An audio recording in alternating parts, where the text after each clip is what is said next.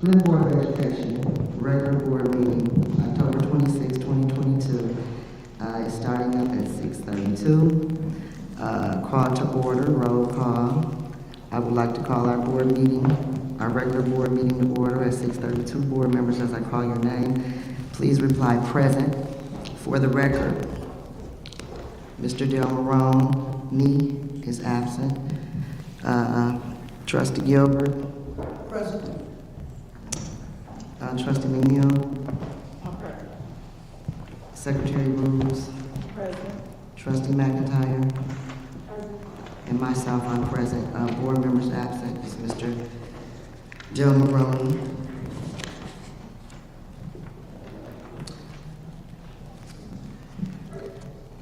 Our district mission statement and standards of practice. I will now call upon Secretary Booz to read the district mission statement and our standards of practice.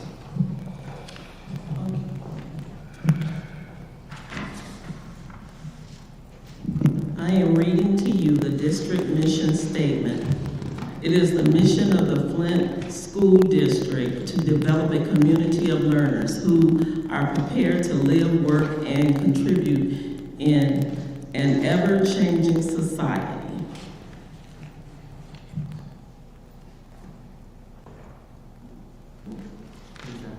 Pastor Gilbert.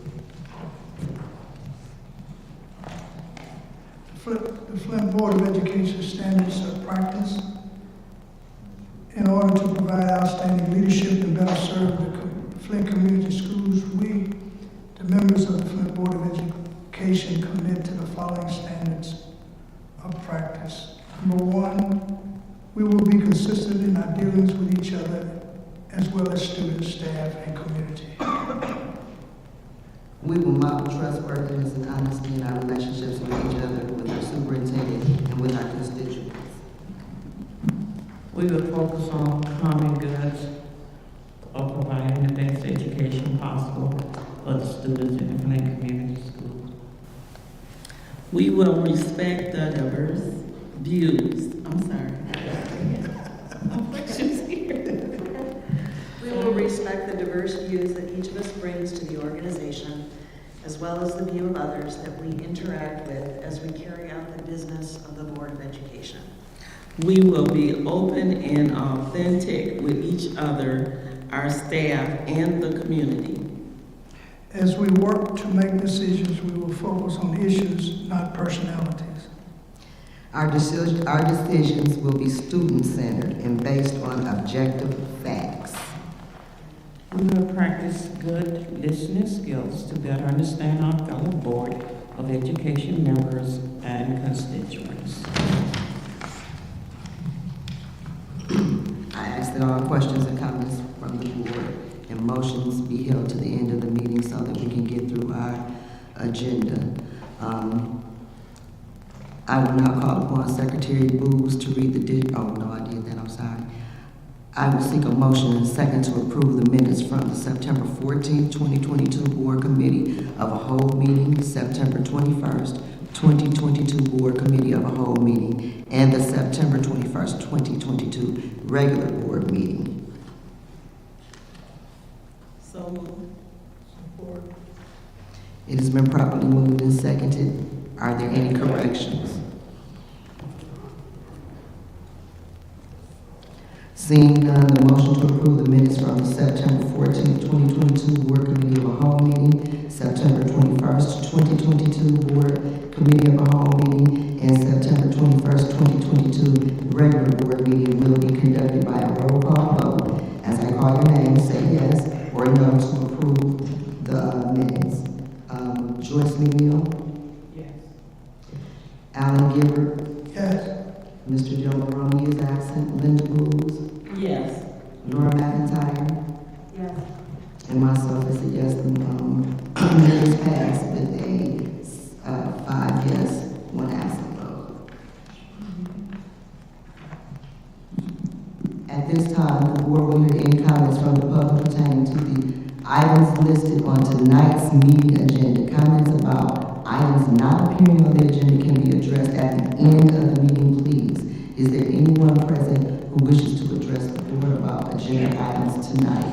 And I also have two people that wish to speak. And Ms. Carrie Downs.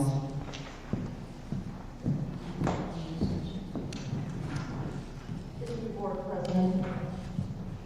The document that I submitted is for a Flint update. I will hold to the end of the meeting, depending on how late the meeting goes. But I just wanted to take this moment in regards to the agenda to express honor for Pete Medora, who served as the facilities director. He really was a phenomenal partner, and I'm so sad to see him go. But I just wanted to make sure that the Flint CI team just honors the investment that he has made in Flint Community Schools for so long, and his very mission-minded individual to serve our schools well. And we will wish him well in regards to his resignation. But I didn't want to let this evening go by without honoring him. He was a great partner. Super grateful for him. Thank you. Thank you. Next we have Mr. A.C. Lewis.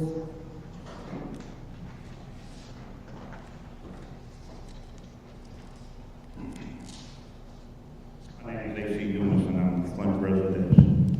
I just want to say it would be real nice if this board would look up what's the proper way to conduct a meeting, a public meeting, according to the Open Meetings Act. Number one, you cannot limit, you can limit the time, but you can't limit a discussion from the general public of an item that is not on the agenda. Can't do that. But this board, like the Flint City Council, does anything it wants to do.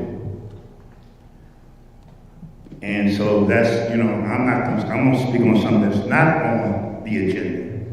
And as a public, as a citizens, I have a right to say that. Other than that, if you all don't want the public to say something, you leave it to the agenda. And we never can say what's on our mind. And I know you said at the end of the, meeting, but you all hold these meetings till 12, and like the city council till 1 in the morning, and I don't plan to stay here that long. I want to talk about transparency and open government. First, I want to thank the administration for I filed FOIA, and they immediately gave me the information that I had requested on my FOIA in reference to Central and Whittier High School and Junior High demolition. And I spoke with several black contractors who would like an opportunity to bid on those projects or submit a request for proposal. And I don't know what brain surgeon put it down that I guess your brain surgeon lawyers said, well, you can if you want to, you don't if you can't. I guess whoever decided they didn't want to put it out for a bid or request for a proposal. And to me, that's discrimination in every sense of the word. I want to also remind you that the bulk of the scholars live on the north side of Flint. And, I'm just trying to understand why it's not movement to put a high school on the north side of Flint. Third Ward doesn't have, I don't know any school other than Northwestern that's on the north side of Flint. Certainly we need a state-of-the-art school to service the black and brown skinned children on the north side of Flint. And finally, what was the student count? I saw something, and I saw something different, and I saw something different. So I would want to know what the student count is, and if you all say something I don't like, I need to come back again. Thank you. Thank you. Are there any other members of the public who wish to speak? Thank you. Now we have Superintendent Conley. I will turn the floor over to Superintendent Jones. Good evening, Board. Good evening to our public. As I do each month, I want to start by focusing on some of the many positive stories happening in our district every day. Getting scholars invested in their academics is key to their long-term success, and our dedicated teachers and staff aim to reward this positive behavior. At Southwestern Classical Academy, we recently hosted an event recognizing scholar achievement as part of the Never Fail League. The initiative encourages scholars to remain engaged in learning. The event even caught the attention of scholars who are not currently part of the Never Fail League, but quickly became interested in joining. As a result, these scholars are actively working to improve their grades so they can join the Never Fail League alongside their peers. Again, these are the types of initiatives that continue to push our scholars to deepen their commitment to their academic, social, and emotional journeys. And we are thrilled to have a talented staff that is engaging scholars at every level. I want to give a special shout out to Muhammad Abdullah and our community school directors across the district for their hard work. For our families, please continue to encourage your scholar to remain focused on their academics and their goals, and stay connected with the clubs and programs offered across the district. Together, we can ensure that we are creating lifelong learners here at Flint Community Schools. October is National Principals Month, and we are thrilled to recognize our incredible team of building leaders who are focused on scholars, education, and lifelong success each and every day. Our principals play an essential role in the success of our schools and serve as a key support system for our scholars, families, teachers, and staff. The role of the principal is not an easy task, and I am grateful for our team's leadership willingness to go above and beyond.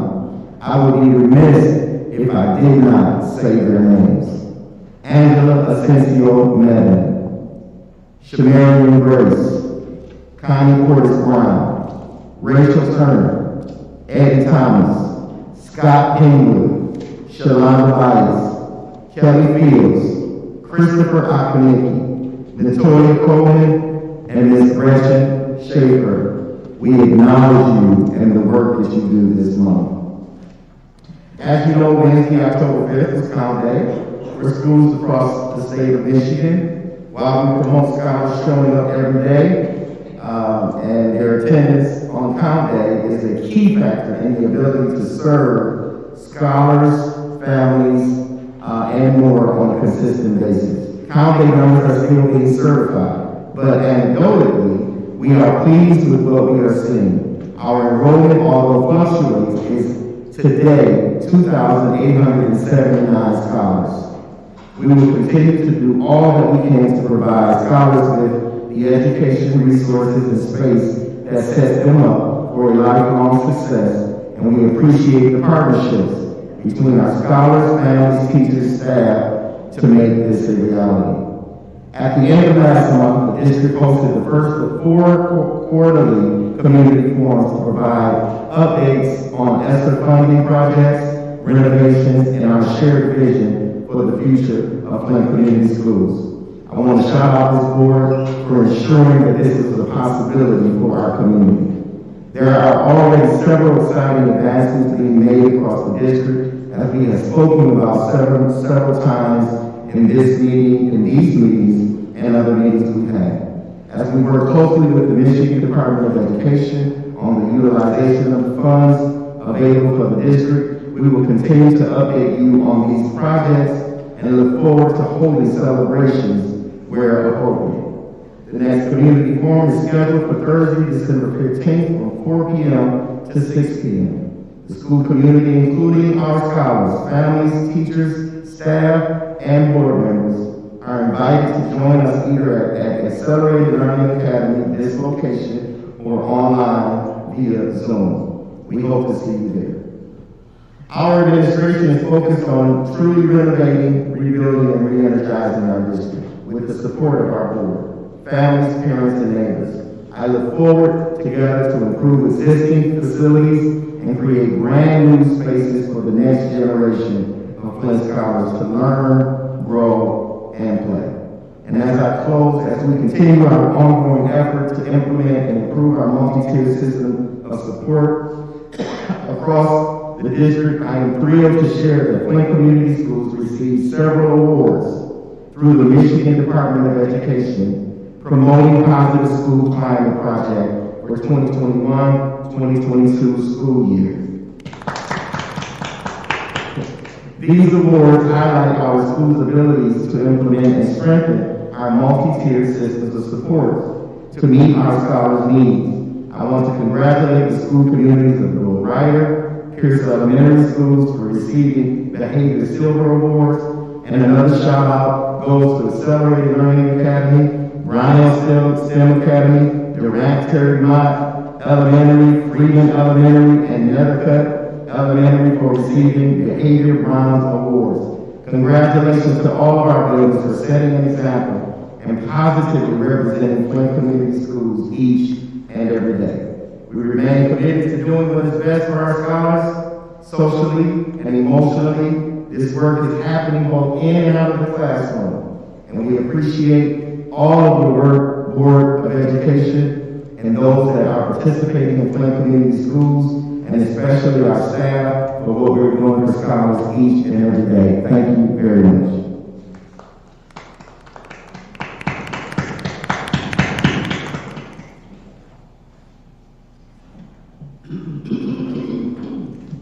I will now call upon Mr. Jones to present action items to the board.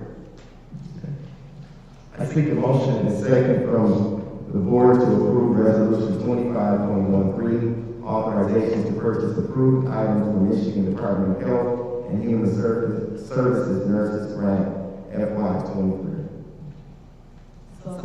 Second. No, I can't second, because I'm the chair.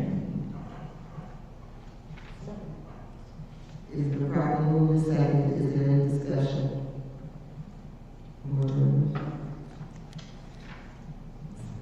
Seeing there is no discussion, motion to approve resolution 25.13, authorization to purchase approved items from Michigan Department of Health and Human Services Nurses Grant for the year of 2023 will be conducted by roll call vote. As I call your name, please say yes to approve or no not to accept.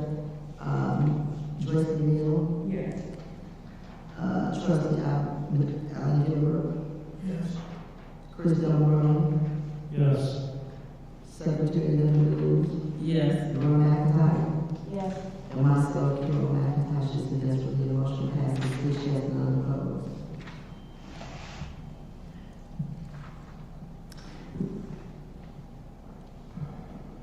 I seek a motion and a second from the Board of Education to approve resolution 25.14, authorization to purchase approved items from the amended elementary and secondary emergency relief funds 3 grant.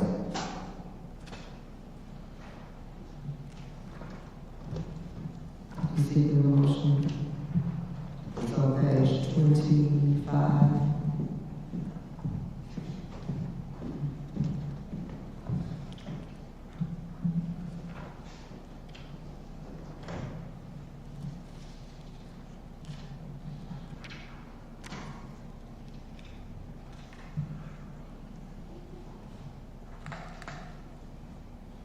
Does it have support for the motion?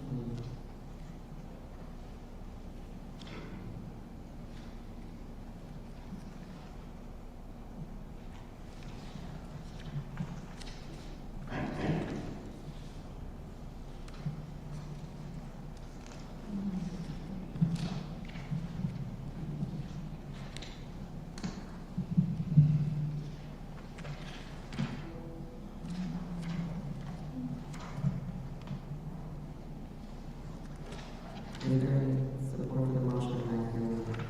Okay. Well, I guess the motion, I guess it fails for, all right, do you need any more time to look it over? The motion failed for lack of support. For action item 25.14, authorization to purchase approved items from the amended elementary and secondary emergency relief ESSER 3 fund grant. Okay, I guess the motion Dies for lack of support.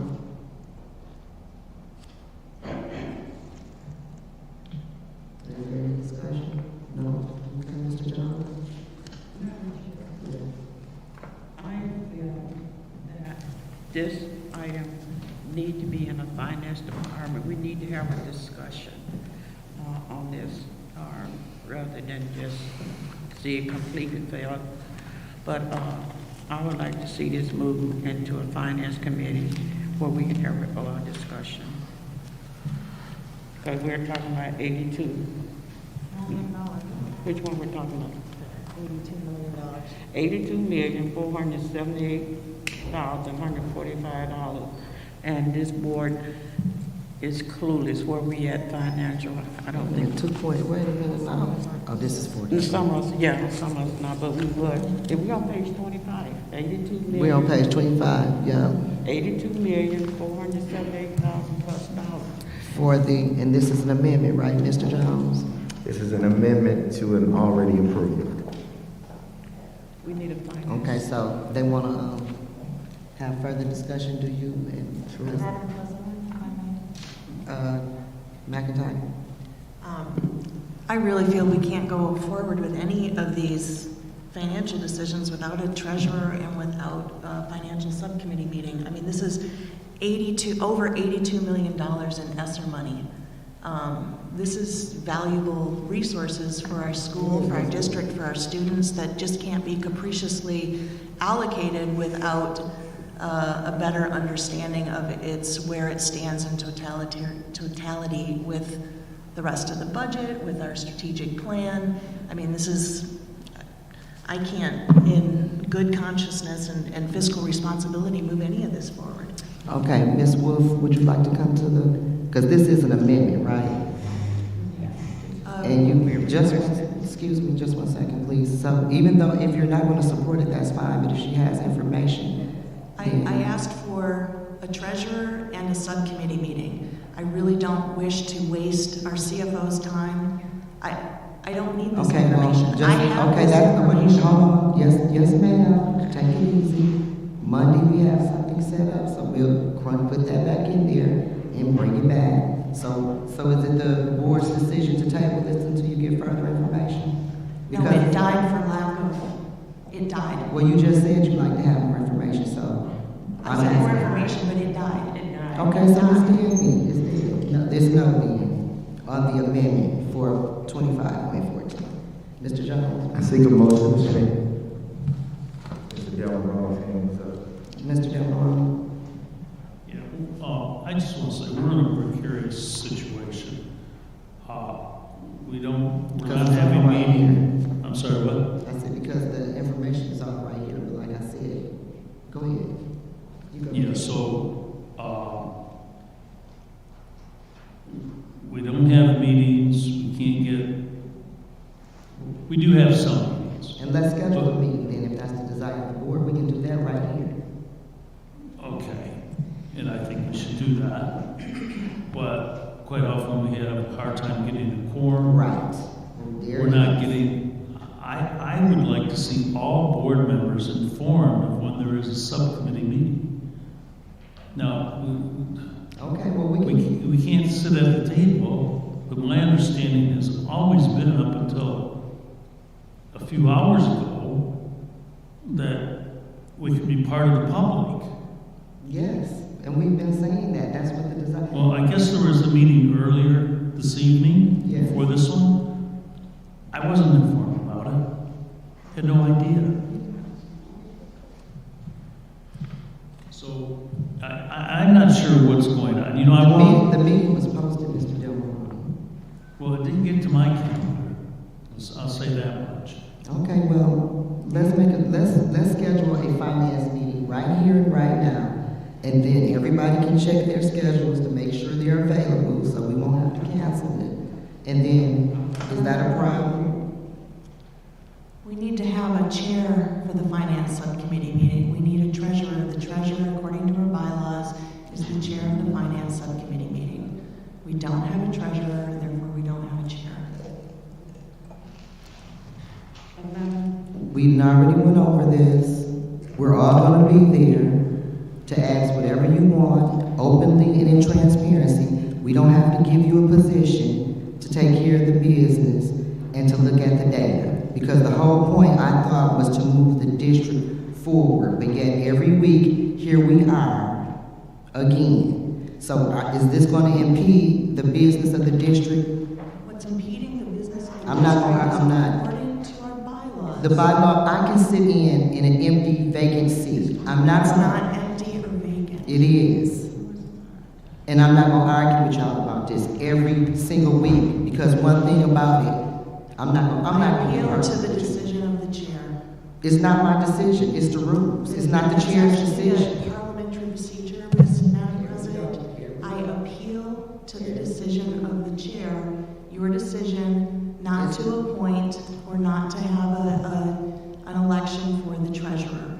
We can have to have- have a treasurer, and we have the treasurer, according to our bylaws, is the chairperson for the finance subcommittee meeting. We can't have a finance subcommittee meeting without a chairperson. Yet I can chair.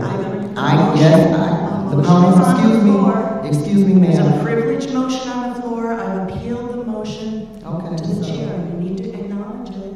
I'm acknowledging it, but you're telling a story, but we're gonna acknowledge it, because it's not my ruling. It's the fact that the president can sit in that space. There's a privileged But in motion order, on the I'm floor. finished. There's a Excuse me. privileged motion on the floor. Ma'am, I'm finna address your motion here, but we're not gonna go through this every week. Now, so we have to take a vote, I guess, for her to be the treasurer, again. There's a motion on the floor, Madam. And what's your President. motion? It's an appeal to the chair. And you're appealing, and I'm telling you, But then we okay. have to vote on it. And we're getting ready, we have to vote on your No, appeal. now you're talking about something else. You're not We talking have, about and she didn't say the motion, she said she appealing my chair, but what's your motion?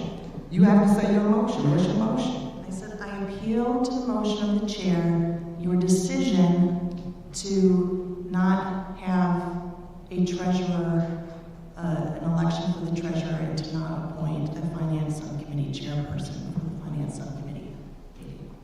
I Okay. stated that twice. And the problem is this, it's not my motion, I didn't make it.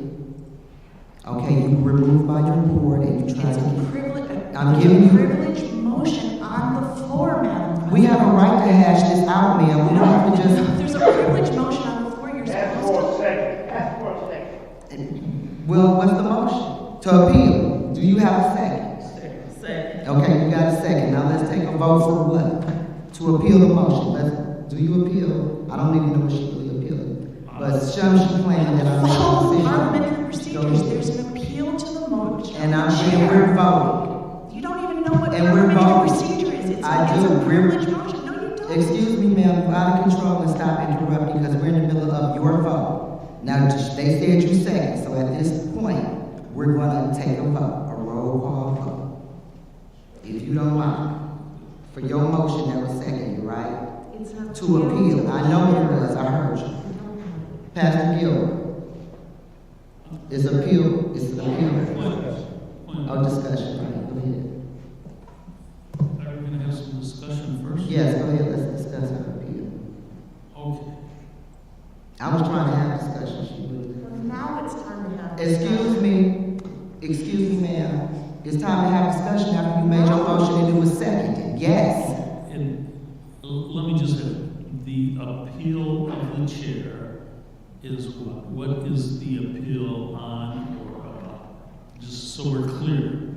And that's what I was asking, because it would have to be a personal For the decision. third time, I've appealed the decision of the chair to What was appoint this? himself the treasurer and to not have a vote from the entire board to have someone fill the treasurer position and to fill the chairperson of the finance subcommittee meeting. This is the third And time I've I've never stopped. stated it. And I've never stopped that. I didn't do that. Privilege motion I know what it on the is. floor. Second, And we're we're discussing discussing it. We need to And we have- are discussing it. Excuse me, ma'am. The rest of us get to speak as well. So her motion is to appeal the chair, the ruling of the chair, about not sitting somebody in the finance position, but I didn't stop that. We took a vote Treasurer and it failed. board. Excuse me, ma'am. Can you stop interrupting? You didn't Stop write it. We're trying to. Because you sit up here saying I made a motion and I did it, I did. And the chair didn't get filled because the person that was nominated didn't accept it and you didn't win the vote. That was my decision, that was the board's decision. Mr. Bill Maroney, so is there any further discussion? McNeil? We just came from Traverse City. Yes. We was in a big finance meeting. It is important that this board follows bylaws. Yes. And we need a finance treasurer. And our bylaws says a board member. We was in those finance. We're trying to make decisions without following the protocols. And we have always had a treasurer.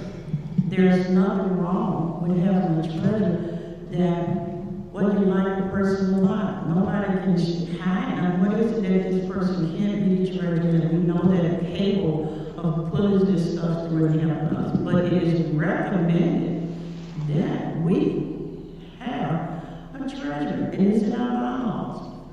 And we need a committee like we always had before where we can go and discuss these things that we need to discuss. We're talking about $84 million. We have 5 board members here capable of making a decision based on the bylaws.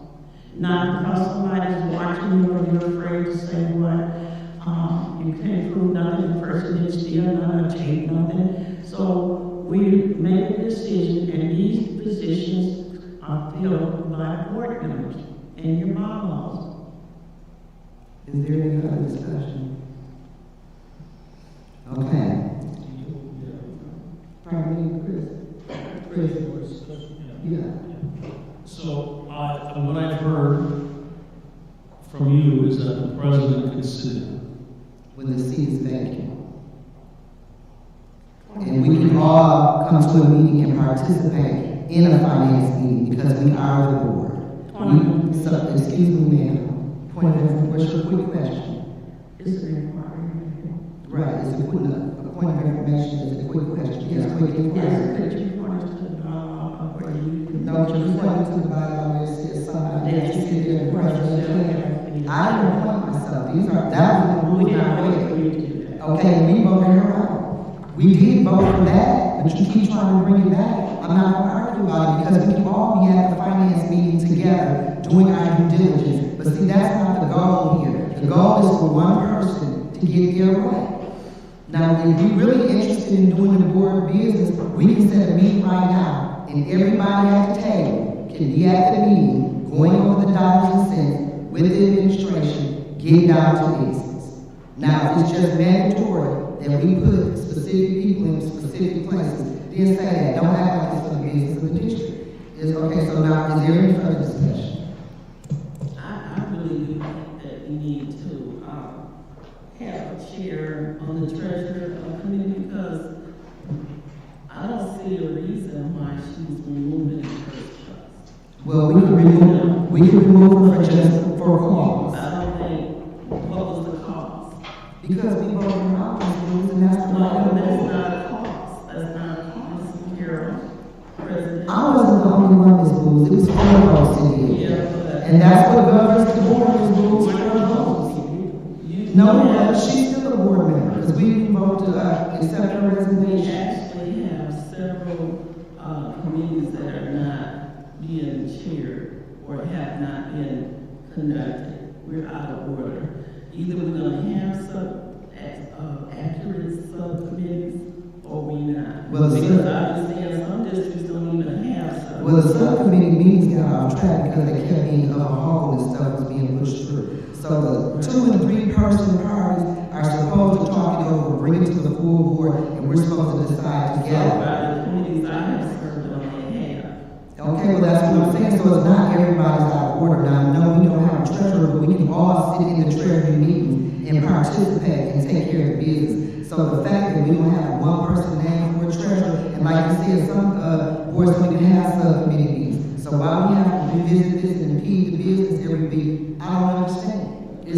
But as a president, have you been holding, chairing financial meetings? I'm speaking with the administration concerning the finances. And we're bringing, wait a minute, yes. It should be one person. Wait a minute, ma'am, hold It on. should be one person. Hold on. because you're welcome to come. I'm saying the whole board can come. I'm saying that right now in front of everybody. But hold on. You guys won't show up, Ms. Boo. No, we haven't had. Okay, well, let's set it up. We ain't got to talk about yesterday. Let's set it up There now. was one meeting that was set up, and I told the secretary I was available. We had workshops and everything and nobody showed us. No, Workshop. it wasn't me. I'm not saying who it was. I'm going to tell you, we had workshops scheduled, and didn't nobody show up. We had a superintendent, evaluation, didn't nobody show up to. We had a business meeting about the properties that didn't nobody show. We couldn't get a quorum to. We had literally 3 or 4 meetings we couldn't get a quorum to.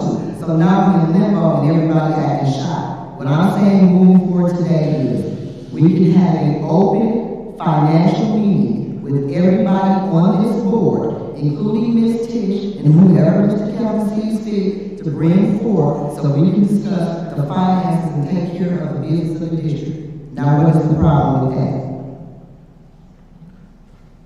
Not operating according to our bylaws. That is operating according to the bylaws. That is operating. Stating for the record, we're not operating according to bylaws, and you're out of order. You are out of order. Okay, that's so much, so we took a vote on her, where are we at? We in discussion, it's time to vote on whatever she's talking about, which to overrule some she's saying that a motion I made, I ain't made, that's how it goes. See, it's vague, the president has a right to sit in until somebody feels that's basic. So we're taking the vote now, we're voting on it, we heard you. We heard you. I don't have to restate it. It's your motion. You restate it so we can take the vote. You want to take the vote or not? Whatever her motion was at this time, is there any further discussion so we can vote on this motion that she's saying I made that I did? Madam Chair. Pastor Weaver, we're done with discussion now. Pastor Weaver, we were done with discussion though. If you want to open it back up, it's time to vote. Do any further discussion? We have to be clear what it is that you went from one extreme to the other. She made, she appealed the chair. And in my understanding, she's appealing that you cannot eliminate the fact that we don't have a finance committee and that you're going to take over and run the finance committee. No, I didn't say that. I'm inviting those. Your understanding is wrong. I just invited the full board, including you. 6 people, 1, 2, 3, 4, 5, 6. That's what it means. It is the process. It is the process. We can absolutely have a workshop and go over our finances and move the district forward. But because y'all can't have your way, we can't conduct the business. Y'all see this is a mess. Madam Chair, this is not that. Madam Chair, with all due respect. And I'm not going to be attacked because of the decision. Madam Chair, with all, Ms. McNeil. with all due respect, it's not about somebody's trying to have their way. We spend thousands of dollars going to train to be an ESP. We come back and we're ready to apply this training. And some of the board members sit in finance. We definitely have to have this finance. We have to be able, what the board, have to have discussion on the finance, as it always been in the past. And all of a sudden, we got this new rule, and it goes against policy. And if the board desire, which is the board, 3 or more 4 people, is the board saying this is what we desire, this is the desire of the board. And we're not breaking law, we're just saying the desire of the board is for us to go back to where we was at and have a reasonable meeting based upon our bylaws. See, now here we are, off from the agenda. If somebody wants that way, that's okay. Oh, excuse me, ma'am, I didn't interrupt you. Now, we vote on something that ain't got nothing to do with the agenda, which is why we can never get through the business. Now, you do have a right to have a finance meeting, and we're offering you a finance meeting. Now, we can take a vote, yeah, we, the board, the district. We're not stopping you from having your rights. We're not stopping you. And I'm not stopping you. And I didn't make this up. This is the position of the district due to 4 votes, whether y'all want to accept it or not. So now we got to vote on the floor. Let's ask the question. Let's ask the question. You want to vote or not? Are you calling the question? Or are I can say ask for the question, call for the question. It's to say call, I can say how it should. I know you don't. I can say, I'm gonna ask for the question. Do you understand that? Let's get to business. That's what that translates to. calling for the question. Call for the question, ask the question. No, they're different, Carol. She know everything about everything. It's ridiculous. And call for the question ends conversation. I don't even know what it is. Madam President, the discussion here is for the board members, Yes. not the audience. So they're not to be recognized. Yes, sir. Thank you. So are we ready to take a vote, call for the question, asking for the question? Mr. Jones? I have a couple of questions. So we want to have a finance committee, but in lieu of that, is there a different way? We asked for the question, so that gives discussion. For us to take a vote on our motion, can you state your motion? Can you state your motion now so we can take a vote? Did you call the question? Did you call the question, Madam President? Because if you call the question, that's what's on the floor. Everything stops and we have to vote whether you call the question or not. And that's what we're doing. No more discussions. And that's what we're doing. I just asked you. I I just just need to restate. so we can vote on your, No, right now we're voting on call the question. which was your statement. We're calling for the question on the, what you put on the floor. What we discussed is what you put on the floor. have to vote. And that's what I'm doing. I'm asking for a vote. That's what I'm asking for a vote. Calling the question. Yeah, that's what a vote is. When you call a question, you're taking the vote. That means cease the conversation and give the vote. Who called for the question? I called for the question. And that's what I said. If you would let us do that. But I want you to restate what we're voting on. We're voting on whether we're calling the question, Madam President. We already voted on that part last time. But okay, we Pastor Hill will call for the question. Vote on that. And that is to stop debate on this particular. Yes, and vote. No. Stop debate and vote. No. Stop debate and vote. Yes, stop debate and vote. No. Lord McIntyre. No to call the question. No. Okay, so what is the desire of the board to continue the conversation? Go ahead. Madam President. I did vote. I did. I said no, 5 yes, 1 no on the call for the question. No, there's no. To end the discussion, call for the question. Whatever it is, I won't vote. We all voted no. Did you vote yes or no, Madam President? Voted yes. They voted yes And discussion. to end the Voted discussion. yes to end the discussion. He said Right. See, hold on, let's do it over. We finna do this over. We asking for the question, and that's to take the vote, and I vote yes, so I got it back. So 5 no and 1 yes. To call for the question. So y'all see it? No, don't call for the question, so continue discussion. Further discussion? Yes. So, in the absence of a treasurer, can we get the business done through a different committee, maybe the governance committee, or some other committee? Yes. To get to where we need to go? Yes, we can get it done through the finance committee. Yes, we absolutely can. Finance. That's what I'm saying. The work doesn't have to stop because we don't have a named treasurer sitting in the position. We can still do the work. Any other discussion for the board members? Pat, Delano? Yeah, so what if we tried to elect an assistant secretary treasurer who could then fill in for the treasurer so that we could have a finance committee?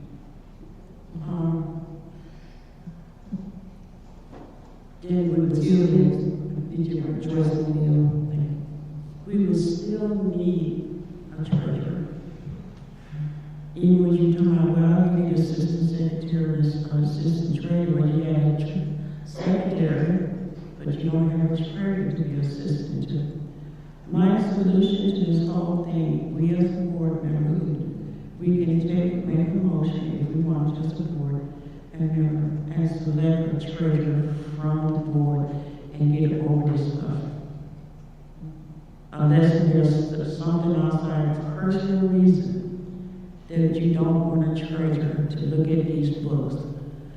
If this is what this is about, because we always had a treasurer that look at our books, make decisions, and call things to be that they see.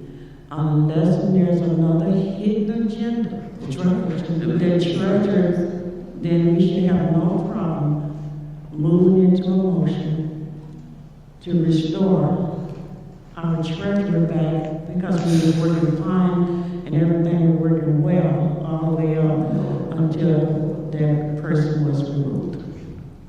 First of all, every finance meeting was a finance meeting of a whole, which means the entire board. Every finance meeting, she had to have a whole team there. So, and we can absolutely have assistant secretary treasurer, because the assistant secretary treasurer fills in for the secretary and the treasurer in their absence, and that's what we've always had. Or we can have a finance meeting with the whole team, like we've been doing when she was the treasurer, except she was chairing all the meetings. So this need to have one specific person being the chair, controlling and telling people to shut up when they can talk and belittle people and humiliate people is not an asset to the board. Now we can all go in there, have a finance meeting, conduct business, ask questions like a board do. I don't understand why that's the problem. Madam Chair, I'd like to speak. Joyce Neal. There was nothing proven that our treasurer violated, created a hostile work environment, there was no proof that we all know that there was an investigation, and that investigation did not present that finding that that particular person. I have no favoritism in this whole thing, he just knows what's right. And that has proven that their treasurer did not violate any policy as to relate to hostile work environment, creating an environment for people to work in. So, based on facts finding, not how we feel, the treasurer we had did not violate policy. The treasurer we had did not take things out of content as it relates to working in a workshop, moving this district forward, all the way up to August. We had no financial situation. Then all of a sudden, to get something done is to eliminate your bylaws, your board policy, and just violate them based on personal opinion. We, as a board, we're at the top. We have to govern. Excuse me, Anita Stewart, Ayana Dupree, and somebody between her. Excuse me, now, this is open discussion, now discuss. Point of order. Who's out of order? You are No, not supposed to mention personnel details. That ain't no personnel details. She's just stated the fact that is open, that is not a personnel issue. It was supposed at this board table. You just don't want us to express the fact that you have a problem with Anita Stewart, Ayana Dupree, Vera Perry, myself, Danielle Green, Sharice Lee, this HR person. You got problems with people. Nobody can ask you questions, and it's on record. And this investigation she's speaking of that was not voted on by this board, that was illegal, that y'all ain't Point of putting. order. This is defamation. It is defamation for her to speak This on is it. defamation. You are not allowed to speak. I do. I have a right. I absolutely have a right. I guess I do. Because it's a fact, it is true. And it's documented. You're defaming my character. It's just like you defame mine. Now, that's the fact. She said that nobody had issues with you. And we did have issues with you. It was a hostile situation. It absolutely was. Point of order. You are way out of line. I'm not. You are not stating facts. I am. You are stating absolute lies. No, I'm not. And you are reaching to the point of defamation. I'm not defamation. It's not defamation of You people. should be very careful. I am being very careful. I'm done with this. I'm done with this. I was just stating the fact why we voted to our treasure. Those were the reasons. You said that is not true. You are way out of order. I don't know why I voted the way I You voted. are way out of order, Madam You're out of order. And I'm done with this. I said what I had to say. Way out of order. I said what I had to say. I'm done with And it's on record, and Good. it will be followed up. it. That's fine. We've all seen it. You already. are absolutely mistaken. No, I'm You are not. stating falsehoods. No, I'm not. You absolutely are. You are completely out of order. No, I'm not. You're out. You are completely. I'm done with this. Can we move on? Does any other board members have What are any you other hiding that discussion? you don't want to try? I'm not hiding anything. I'm inviting everybody. Why are you so hell-bent on not having a treasurer? I invite everybody to What are you hiding from me? Point of order. You out of order.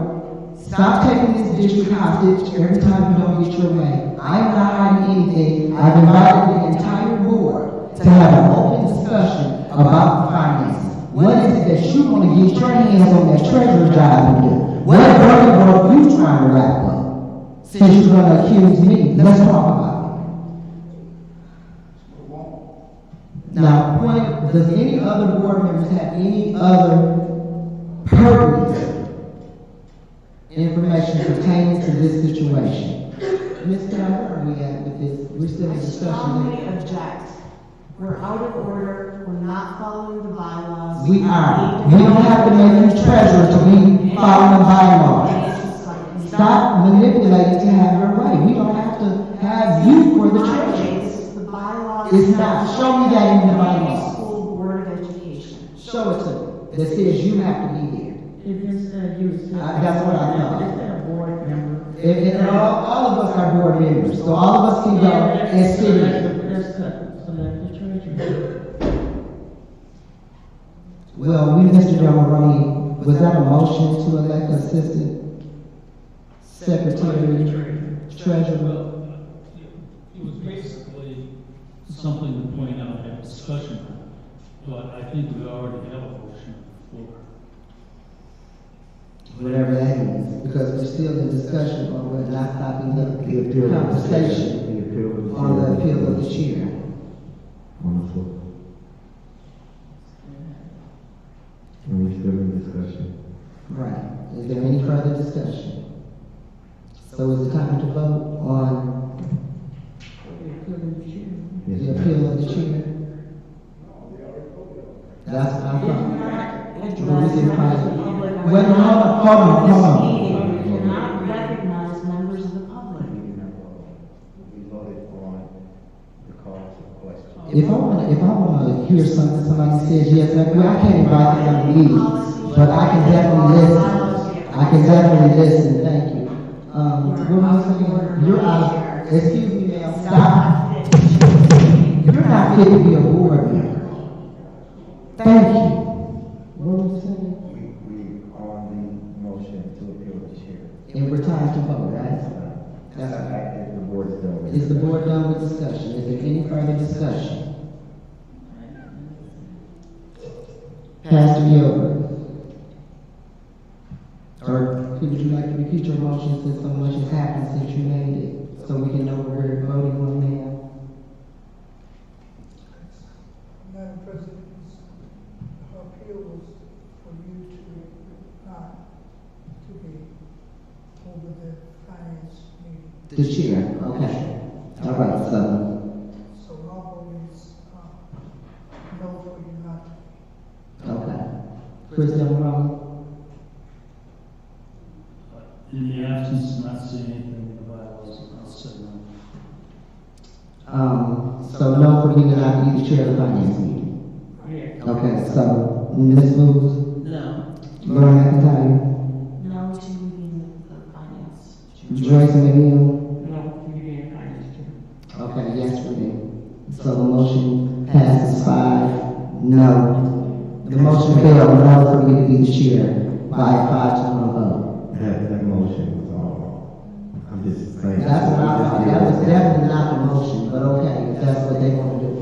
I'm not, Well, I just don't. because that was not the motion, The motion was to appeal. but that's what it came down to. Appeal to the president filling in as the chair.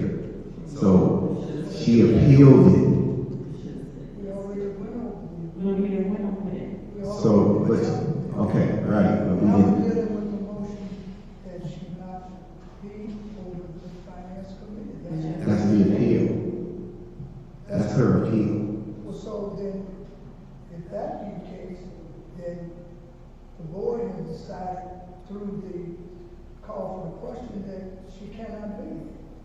We have to Okay. go to the next phase of it. That's what right. that looks like. And that's where we're at, that's where I want to be, because I'm tired of this. So now what's the next step, are we gonna, your assistant? What is the desired report? Madam Chair, To elect a treasurer. the design board is that we have Is the there- chair. Is there any nominees, excuse me, is there any nominees? I nominate Laura McIntyre because she has a lot of experience in. make that motion. Just a motion. I make a motion that, okay. Public, please refrain. Madam President, from participating in Ms. Booth, I make a selection, a nomination. and your motion was I to, can make a motion. I make a motion that Laura McIntyre be treasurer. okay, you need 5 votes to bring her back. Yes, you do, she was removed, yes, you do. And actually, a person that voted her out is excuse me, hold on, because she was removed, so somebody who voted to remove her actually has to bring this back for her to take that seat back. This is, wait a minute, hold on. Stop interrupting. Out of order. Excuse me. You're out of order, and I'm trying to get to Okay, let's get through this. Okay, wait a minute, because I'm trying to figure it out. Let's get through this process. And we're gonna figure it out, we're gonna do it right, and we want people to stop interrupting if they think it's not going their way. We want to get the proper ruling. Now, to bring something back, when it was a vote of 4 people, when it was a 4 vote to remove her, you need 2/3 vote to, excuse me, ma'am, because I'm speaking. You need 2/3 vote to bring it back, and to my understanding, the people who won the vote have to approve even bringing that back, Madam Chair. to my understanding. Madam Chair, you're talking about Robert Rules of Order. It's Robert Rules of Order. And we're talking about a reconsideration motion, but we're talking about board members selecting chairperson of subcommittee. You have to follow And Robert Rules of Order. two-thirds of a vote, 2/3 of 6 is 4. No, it's 7 of us. No, This it's is 6 of 7. us, and it's 2/3 is 4, but in our bylaws, because we are not doing a reconsideration motion. Yes, we are. Because That's we what can't we do that within so many hours a Right, day. which means We're that- talking about this board meeting, subcommittee meeting, which is totally different, and you know that we can go round and round and round. And everything's Here, gonna what we put normally do, what we can do, You with want the to- election, that we can live with it, but you don't need mine. Robert's rules, what you've been claiming you go on by, in the bylaws, because we follow Robert's rules. Excuse me, ma'am, because I haven't recognized you. First of all, she out of the scope for reconsideration, you're absolutely right. And the fact that we have run this back 2 other times and she didn't make it, says a lot. And she needed 5 votes, yep, them the rules, and a person who voted her out is supposed to approve this even being reconsidered. So, I suggest, until we get to the bottom of it, because we tried to go over our bylaws, and we was blind, because people want to anyway. So I suggest until we can sit down as a board and look at this and do it right, that we table this. And we can set up the finance committee and vote all at one time. But excuse me, ma'am, I'm speaking. But what we can't do is, because somebody wants their way, or because they think they can flip the votes now and get their way, overlook the fact she needs 5 votes, 2/3. She needs 5 votes, and somebody who was on the winning voting side is supposed to reconsider that. Madam Chair, that reconsider motion you're talking about would have to take place within the same day or so many hours. Well, you got I think you got it. Let me finish, please. Therefore, we're not talking about that. We're saying board members has the right to go over and over and select board members. Even when we get 5 new people here, we'll go round and round the table. We don't have to. But I'm just giving you an example. But that's not a good example. There's a motion on the floor to appoint Laura McIntyre as treasurer, and I have seconded. And I'm telling you that I'm thinking that that was illegal, because you can't. You have to be able to prove that, and right now, you're making it up. If you And go you have to be back able to prove that you can override Robert's rules. Because we're not overriding. We know for a fact those are Using it. We know for a fact those are Robert rules. So if we're going to do something different, then show me that in writing, and I'm willing to go along with that. Show me that in writing. I don't have to show you because we know that's Robert's rules. We know what to do. No, I don't. Sure. Well, that's your fault. You go home and read it, but you're not going to get your way because you don't know the It's rules. not getting my way. So can we table this discussion and move forward? Can we please table this discussion so we can operate in some dignity as a board and get this hashed out and make some selections for the district? Can we get back to the agenda, which is what we're supposed to be working on, and table this? But we already stated the rules for the meeting too, that we would hold this so we can conduct the business out. If we want to table this whole meeting and all of this, then we can, so we can get together as a board and do what's right, because you're not. I'm making a motion. Are you making a motion? There's a motion on the floor to do what, but her motion is illegal, ma'am. We can't break the law, we gotta get to the bottom of it. What says is illegal. You haven't been able to prove that. You have to give me. I can't prove it. I Could can you please? that when you are unseated, when you have It's right out of your mouth. no, you show me it right, because I know that for a fact. Like you said, you need to Chair, you're supposed to have this information. I do have. It's in Robert's Rules of Order that you have to have. Where's your rules that say you can bring it back inside? Okay, so what we gonna do? Sit here all night? Because we got a motion on the floor that's illegal. It's not illegal. It is illegal. For reconsideration for her in this same year with these same people, and this is her 4th time being reconsidered for treasurer, yes, you can remove me. Yes, it is. Yes, it is. No, that's. Get it out. Get it out. I do know the difference between a motion, but just as you made a motion. 2/3 of 6 is 4. Well, we're a board of 7. If you change the rules, we're a board of 7. And Ms. Green is still legally a board member. Because we didn't vote to accept her resignation. Absolutely out of order. And I'm not. incorrect. And factually. Let's get the facts. Let's get the facts. Factually incorrect. You're unfit to chair this meeting. See here, but when I get to telling you how unfit you are, you be talking about defamation of character. Stop. You are. Stop with the personal attacks. This is not a personal. Because I requested at the beginning for these things to wait. Things that are absolutely not factual and are defaming of my character. You defame your own character. You've done these things in open meetings. You're disruption. You're rude. Words that you use and that you utter out loud. We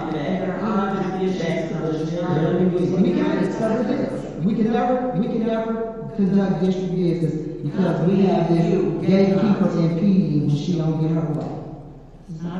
This is not Yes, it personal. This is. is about. It's about you getting your hands back on the treasury purse so So you can do what you were doing and be rude to Absolutely people. not. Because you need a position to What was feel the reason validated. why I was removed as treasurer? Because you suck. What was the reason I was removed as treasurer? I need it stated for the record. Because you're rude to people. That is not the reason I was removed Because, as treasurer. What is because, the reason I was because we removed? want you out of board For members. what? Because we didn't want you as treasurer. For what cause? I don't have to, give you any more reasons. You have 4 votes. That's it. What was the cause? Back to the business. I get so tired of this. If they ain't running stuff and getting their way, it's this. You can't conduct no business.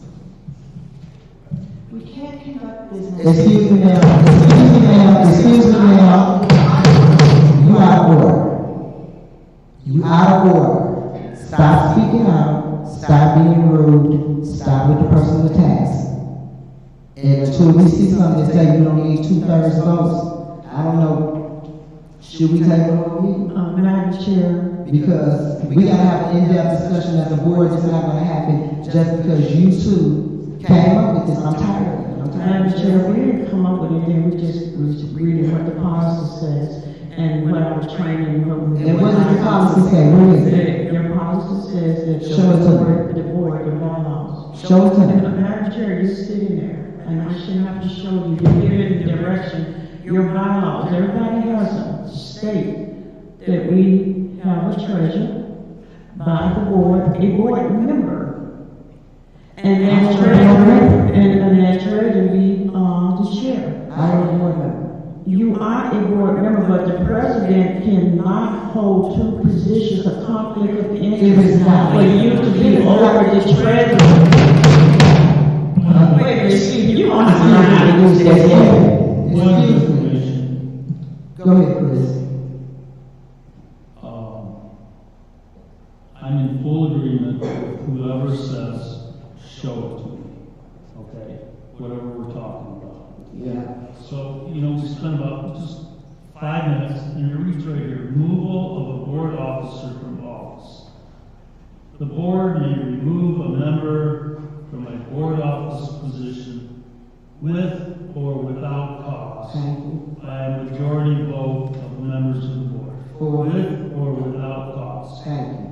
So we don't need to spend 5 or 10 minutes or whatever it was. Correct, the president is defaming my name, saying that I was removed with cause, and I want to see what the cause was if she was making that claim. It was without cause. And she's making accusations that I'm doing malfeasance with the funds. And so I wanted it stated on record. I said you were voted out by 4 votes, period, and we don't have to have a reason. And you have to say, All recorded, and it's so, all on record in the meeting. good. And it's Good, and not. all the things you said about me getting kickbacks from, somebody was on record I too. asked. Excuse me, ma'am. Excuse me, ma'am. Excuse me, ma'am, you're out of order. You're out of order. You just heard it. You can be removed with or without cause, and that's what happened. So now, does the board still have to be hostage to this? Because you were voted out with 4 votes. You're being held hostage by your presidency and your. Excuse me, ma'am. Excuse me, ma'am. Excuse me, ma'am. Now, you see how you get to say whatever you like about people? These meetings go well if you're not here. Railroad us. Stop holding our community and our district hostage because you want your way. Now, 4 members voted you out. That's legal. Now, I'm sorry. And they just voted me out too. I'm fine with it. It's not the first time. But we don't have to select you. Now, if we want to move forward as a board, excuse me, ma'am. Is it a vote on the floor or something? I don't even know where we at. Oh, well, but she said that she was voted out with or without cause until we see something stating that you don't need 2/3 vote to bring her back. She's not getting back tonight because that is illegal. You can't strong arm this board. The book says, What book? Robert's Rules of Order, the one in your hand. Yeah, but That you thought it through, that you ain't found support to bring her back, without that 2/3 I vote. found support to say what you said. Madam Chair, that's all we're saying. We don't have to be held accountable. If you say something, you're chairing this meeting, you're to direct this meeting, and you have rules in your hand, and it's not in there. That's what I'm telling you, what you just said, in regards to us selecting position for our board members. What you just said, that it takes 2/3. We can go back and vote and say, and vote it right back in, without cause. We can vote. You need 2/3 Oh, votes. if you have to show that, it does not say that nowhere. It does say that in Robert's rules, and that's what we It follow. doesn't say that in Robert's rules, and It it does. does. You have to show that. I don't have to show it because we know. We got people who are agreeing to that. It's you that don't have support for what you're saying. And nobody else has ever read it but you. But yet we held up for hours with this nonsense. I just asked you to. Okay, so I'm back to this. Why can't we have a full board meeting with our finance team and everybody get the same information at the same time? Why does she have to be the treasurer in order for us to move forward financially? I don't understand that. I just think the board makes that decision. And we did. We tried to make a decision, but She she just made a won't. motion, and you just declined to. She made a motion. She made a motion. And you just said. Do you have another motion? You decided it was. Well, let's hear your other motion if you have another one. Because I don't know what she's over there doing besides blaming Raven and derailing the meeting. Ms. Boo made a motion. Is there a motion on the floor, Ms. Pam? And what's the motion for? The motion was to make Laura McIntyre treasurer, second document. And we said that she needs 5 votes to come back, so what is the pleasure of the board? Because I'm not comfortable moving forward, giving her the job back, and we voted no on her. We removed her with 4 votes, voted no to bring her back twice, and we still gotta get railroaded here. So I'm asking that the board table this, or let's move forward as a district, and the whole board have a finance meeting. And the vice president can share, if it's a problem with me sharing, because folks don't want me to be the chair. I mean, it does, because we voted you out, that's for sure. So I have a right to appoint somebody in a vacant seat, that's in the bylaws. I do. Board agreement with more participation. And he also said that we can get an assistant secretary / treasurer, we can do something like that. But I'm not in agreement with Ms. Laura becoming the treasurer after we voted her out and declined her several times. Mr. Delroni. So, my point of information is, I'm not a parliamentarian, I have a pretty good idea, but it seems to me, if the board, a board, but in this case our board, takes action to remove someone, and then immediately come afterwards and say, well, I'm going to introduce a new motion to undo what we just did. I know you need 2/3, but, it seems like we're trying to backdoor the action of the board a couple months ago. I don't know what aspect you're talking about, I can't speak to Well, that. in the sense of when our then current treasurer was removed from her position, that was our action as a board. And to come back immediately afterwards, though this is some time out, but to come back afterwards and say, well, we're going to do that with a simple majority, does not seem correct to me. It seems like you're going in the back door to undo what was done, which says you need to have someone who voted in the affirmative, or in this case, the negative. Exactly. And you need the 2/3. Right. So, 2/3. You said 2/3. Yes. I Yes, think you do. it does. It absolutely does. And that's why I don't understand why we have to argue. I just want, Madam Chair, I just want to say when I contact attorneys and stuff at MSP, because of this unique situation we only have 6 board members. Only reason that I would have to have 5 is to go into closed door meeting with unions and negotiate some type of negotiation or something personal. We only have 6 boards, 2/3 is 4. We only have to have 4 board members to even go into the evaluation that we wanted to do for Mr. Jones, not a pre-evaluation, was to pick up where we left off. We only need 4. That was cleared up. We only need 4 because 2/3 of 6 is 4, because we don't have the 7. And the only time we need 5 is during negotiation or something that outlined in our open meeting acts training that we took Saturday. Rest my case. That's not true. We are still a board of 7, even though we have a vacancy. Yeah, because We are. otherwise, we would have a board meeting with 4 members. Point of information from me, and you can call Brad and speak with him exactly yourself. We need 4 because it's just 6 of us. If we were. When it come November, when we have all 7 board members, 2/3 is 5, because 2/3 of 7 is 5. The only thing is to be cautious of is when we know. I'm just We're not gonna have 7 in November. We're not gonna have 7. No, I'm just saying after the election, we will have 7 members after the election, put it that way. After the election, we will have 7 members. It doesn't have to be November, but after the election, I'm sorry. So as a standing training, and we have people in our training, 2/3 of 6 is 4. No, if we're gonna have 7 in January, that may be a board of 7. Excuse me, ma'am, you have not been recognized. Ma'am, Ms. Booth. Let's be respectful. Ma'am, with respect. Let's be respectful. But because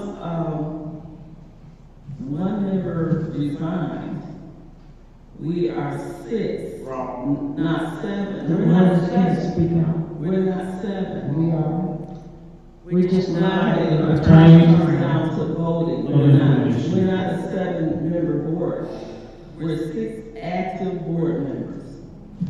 This is what was explained to me. We're still a board of 7, but we could We're board 7 people. We're not 7. I don't know how many people are here, Ms. Booth, but I'm saying we're I checked out when I was down there.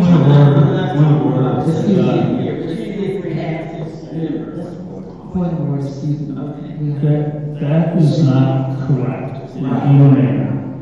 Imagine us wanting to have a board meeting, and we have 7 members on the board. And only 4 show up, so that's enough for a quorum. You're not gonna tell me we're gonna start passing stuff with a 3-to-1 majority and say it's passed. It ain't gonna happen.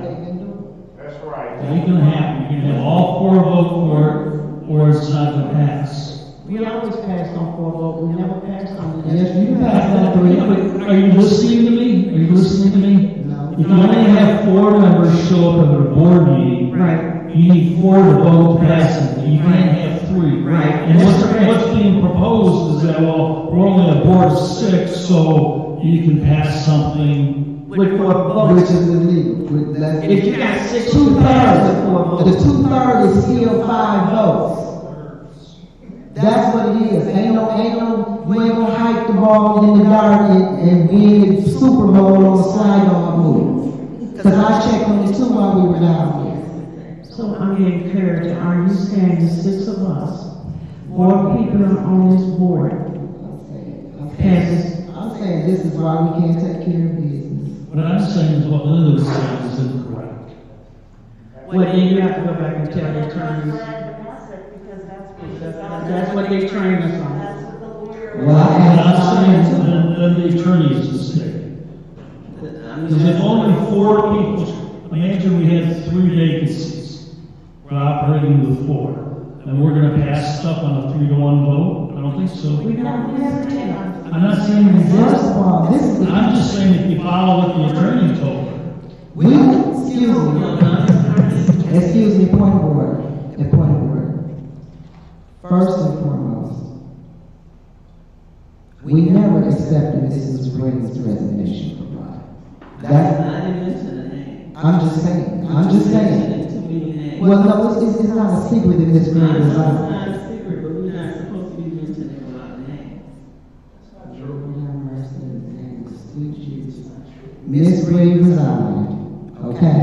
We have not formally even accepted Ms. Green's resignation. Yes, we did. We took her letter in or whatever. Did you vote on her resignation? Because I don't recall voting on her resignation. You did.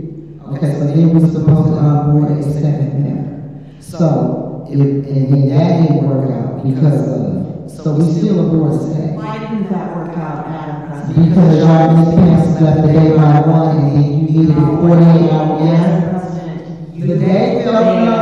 a grievous error. and That is a lie. process. You are a liar. The day fell on a Sunday. Could we move this meeting forward? It's not going anywhere. We need to move this meeting forward. Everybody has something to do. When you talk, we got something to do too. But this. And you're not sure. Okay. Okay. You Shut it down. Thank you. Thank you. Now, like I said, I'm gonna explain what happened, since you brought it up at the table. Me and Ms. Pam discussed the day being the 25th. She felt like by law, she could post it for the 26th. I told her I didn't think so. And then she posted for the 26th, which would have made it late because you need a 48-hour posting to schedule a meeting, which would have still put you past the deadline. Carol McIntosh don't post no meetings. I advise it that it needs to be posted. That's the best I do. I don't take no slips or none of that. Ms. Pam, is that not true? Is any of that not true? No, it is not true. Oh, so I didn't say the date was on the 25th? Okay, well then that's that. That's all I can do. Okay, I don't make no rules. I didn't tell her not to post it. And I told her, okay, whatever you do was fine with me. So it was too late. Now she could have posted us for the 24th if she wanted. Don't make me no difference. But the 25th was on Sunday. Right, and that's not my And hand. then in the minutes and the public meetings, it says the 26th, and it's the 26th. That's all we're saying. Like I said, The whole, the whole process should have started much earlier. exactly. In my opinion. And I thought so too, and I mentioned it on more than one occasion. And it should have, and under your guidance as president, it did not. Oh, I don't have to guide it, because once I talk to the president or the superintendent, excuse me, out of order, Do what you were supposed to do. I did what I was supposed to do. I recommended and let them know that the date was the 25th. I did my job. I'm not the secretary or the superintendent. You ain't doing your job. And I'm tired of arguing with you. And we can't never take care of business. Let's take care of the business. So can we schedule a finance meeting, or are we being held hostage till she can see if she can get into this seat? Madam Chair, I would like us to just do a poll, so we to get the schedules and stuff and do a poll, like we can, want to get a few dates and send it out to the board. That would be, we can make them dates right here. Why we gotta send them out for people to That's pretend like they gonna participate and give them. Madam Chair, in due respect to all board members, just send out the dates, and we'll make a permanent decision like we've been doing. Excuse me, ma'am, we need to vote on that as a board. And I'm proposing that we sit here right now and pick our dates. Or pick 2 or 3 dates right now. And get it done in front of the public. And have those meetings. Just when it's done and complete, you should be able to add us in. No, you don't give me instructions. So right, and you don't give me instructions. I'm just saying, take the vote to see who wants to do their schedule today. Who you talking to? Who you talking to? You said you were going to take a vote. Okay, Ms. Willis, thank you.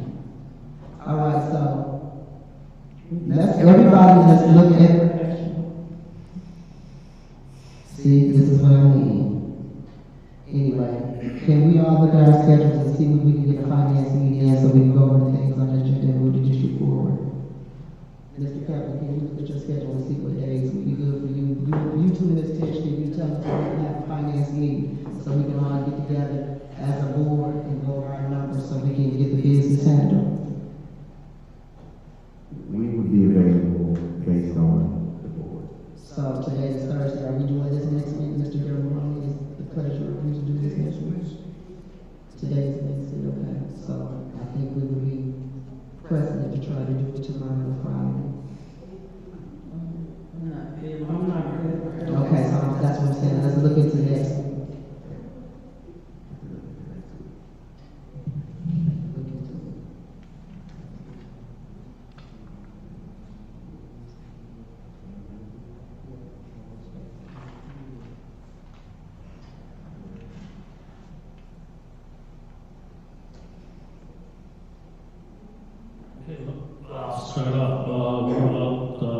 Thursday, November 3rd.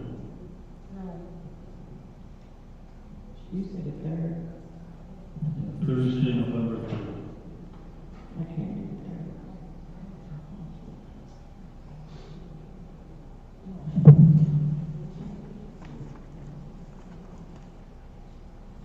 Okay, how about Friday, November 4th?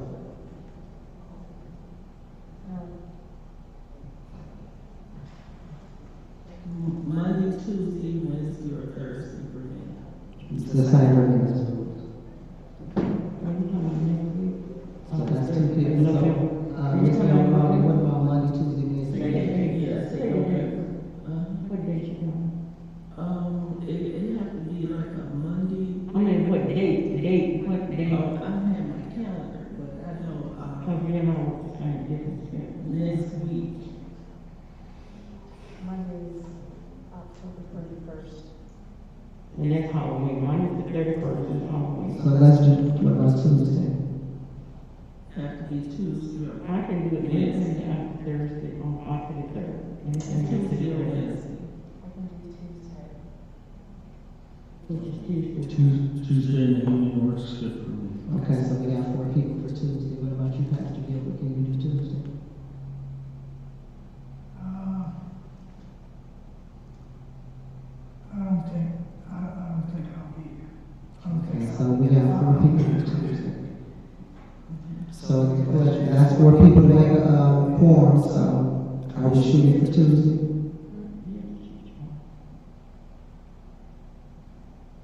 At what time, what location? Having 6:30. Okay, 6:30 Tuesday, and remember, I can, the attic building, It can be right here. okay, here. Tuesday at 6:30 here. That's the second and first. This is November 1st. Who's gonna chair? Anybody can chair, Mr. Kevin can chair, Chris can chair. That ain't that hard. Oh my God. Can this come under a special meeting? Pardon me? Can this just come under a special meeting? Yes, it can come under a special meeting, absolutely. Yeah, I was going to mention it, but the only thing I'd like to say is that if we're going to have the same meeting next Tuesday, like we have had here this evening, it's just shameful. It is. That's the bottom line. And if we are not, according to the law, or we're not in policy, whether we like it or not, somebody has to be there. If we are, then we have to move forward. I just say that if you lose today and you don't do right between today and next week, you're going to be lost next week. So, I don't know, except I just don't have the kind of time to waste it anymore. I just can't. And I'm not going to. I understand. So if we're lawless now, and we're going to be in the same position next Tuesday, or Tuesday after, or Tuesday after that, we'll be lawless then, if we don't change it. So if we're not willing to do what the law says we're supposed to do, then it's for nothing. Right. So that's all I have to say. Okay, so, That's up to the president. The president needs to. excuse me, ma'am. Excuse me, ma'am. Don't see, do not speak on me, and you don't want me speaking on you, because I'm following the rules. You're the one that's out of order, okay? Now, I'm done with this. You're still not following the rules. You not either. You never follow the rules. Okay, let's move on. Let's move on. We have an issue. Okay, so we have a finance meeting, so we're taking this meeting to next Tuesday. Is that what I'm hearing? The pleasure of the board is to table this till next Tuesday till we get into our finance situation and get it over and then move it to the full board meeting, because that's the process after we look it over and then move it forward. Yes. Okay. I need to be clear. Okay, go ahead. Are we saying that we are tabling the agenda for tonight until we get to another meeting? is what I understood it to be, action item 2514. I thought it was all our financial stuff, so we need to have some clarity on that. I thought it was the financials. So 25.13 through 25.15. Is that what we're saying? No, I'm not understanding. Go ahead. That's what I. Keep in mind, guys, we voted for Southwestern, we need to, we approved the upgrade to board at Southwestern, so we can't push that back. Correct? We can't push that back, so we need to address that now.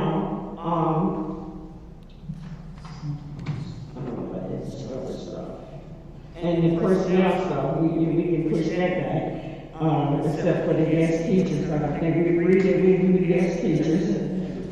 And those teachers, we agreed that we'd do that. So we might have to do, take some things out, the stuff that really needs to be addressed by financial. We should do that. But in the meantime, we already had discussion that we definitely need that border with Southwestern. And we did understood that, the guest teachers pull that through, but that other personnel stuff, I think we can wait and talk about that if that's what you guys want to do.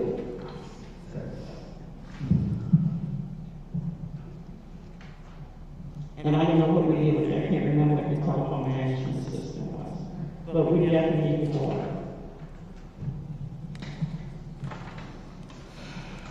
Okay, so we have action item 25.14 is county tabling that. I think I remember Ms. Murphy going over 11 point, was that 15, 16, and 7, 15 and 15, actually, 15, and I heard some information about, received information about 11.16. So. We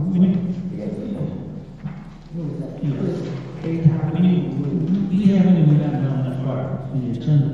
I know. I thought we were up under action items. We are, and we was on 25 points. 25, 14. And I thought the meeting next week was going to be about that. Right, and I'm thinking these action items, they are under academic, but are these all financial items tonight? This is 25.15 is 25.14 is. When we voted on 25.13. Okay. Okay, 25.14 is 25.15. Has to give. Okay, so at this point, we're go ahead, Chris. Could we stop where we were on the agenda? I thought we were going to move that to Tuesday. We are. And then continue with the rest of the agenda. That's what I'm trying to find out what the will of the board is. What is it that we're trying to do? We're just tabling 25.14 and 25.15 to Thursday meeting. Are these the only items? I would hope that anything has to do with. That's what I'm thinking. That's why I see it. Excuse me, but 11. Go ahead. 11.17. The boards are critical. It is critical because you're not sitting on those rooms. Right, so as we move through the agenda, we'll do So, What- can I finish? So, Chris, we were looking at 11.17 when you told us the condition of the board. 11.17, we can push everything, take everything, but that 11.17, we had voted on it, we was gonna approve it today. And that is to get them boards, not over at Southwestern. So there would not be any reason for us to push this one back, because we know that we need those boards over at Southwestern. And we also haven't had now, we haven't had it. We gotta get past that. Can we move on to the agenda? So that's what I would think we're doing. So are we tabling action item 25.14? Yes. Well, we have to make a motion to, this is where we're moving to the special board meeting. We have to be specific in a special meeting as to what it is we're doing. That's why I'm asking, what is the pleasure of the board, because I don't want nobody saying. I will make a motion. Excuse me. You said what? I'm making a motion that 25 Action item 2513, 2514. We voted on 2513. Oh, I'm sorry, 2514 and 2515. That be tabled, move. Okay, so these are, We're gonna do one at a time. We're doing academic now, right? We're doing we're on academics right now. So 2514 and 2515, I'm making a motion that we move it into a finance discussion. For the special board meeting coming up Tuesday. For a second. Support. The motion's been made and properly supported. Is there any discussion? Chris Alvarado. I would like to add a friendly amendment to that, because it's about finances. And that is that all board members be given a check stub indicating what they're being paid for, what days, what everything. Because right now we're in a situation, I don't know if you folks, if other board members have been informed, but I was informed today that we're now going to be getting paid for Information, we're in the middle of a motion. Yes, I'll make That's it. not a friendly amendment, that's so we can, that's something that's completely off topic. Okay. Excuse me, point of order.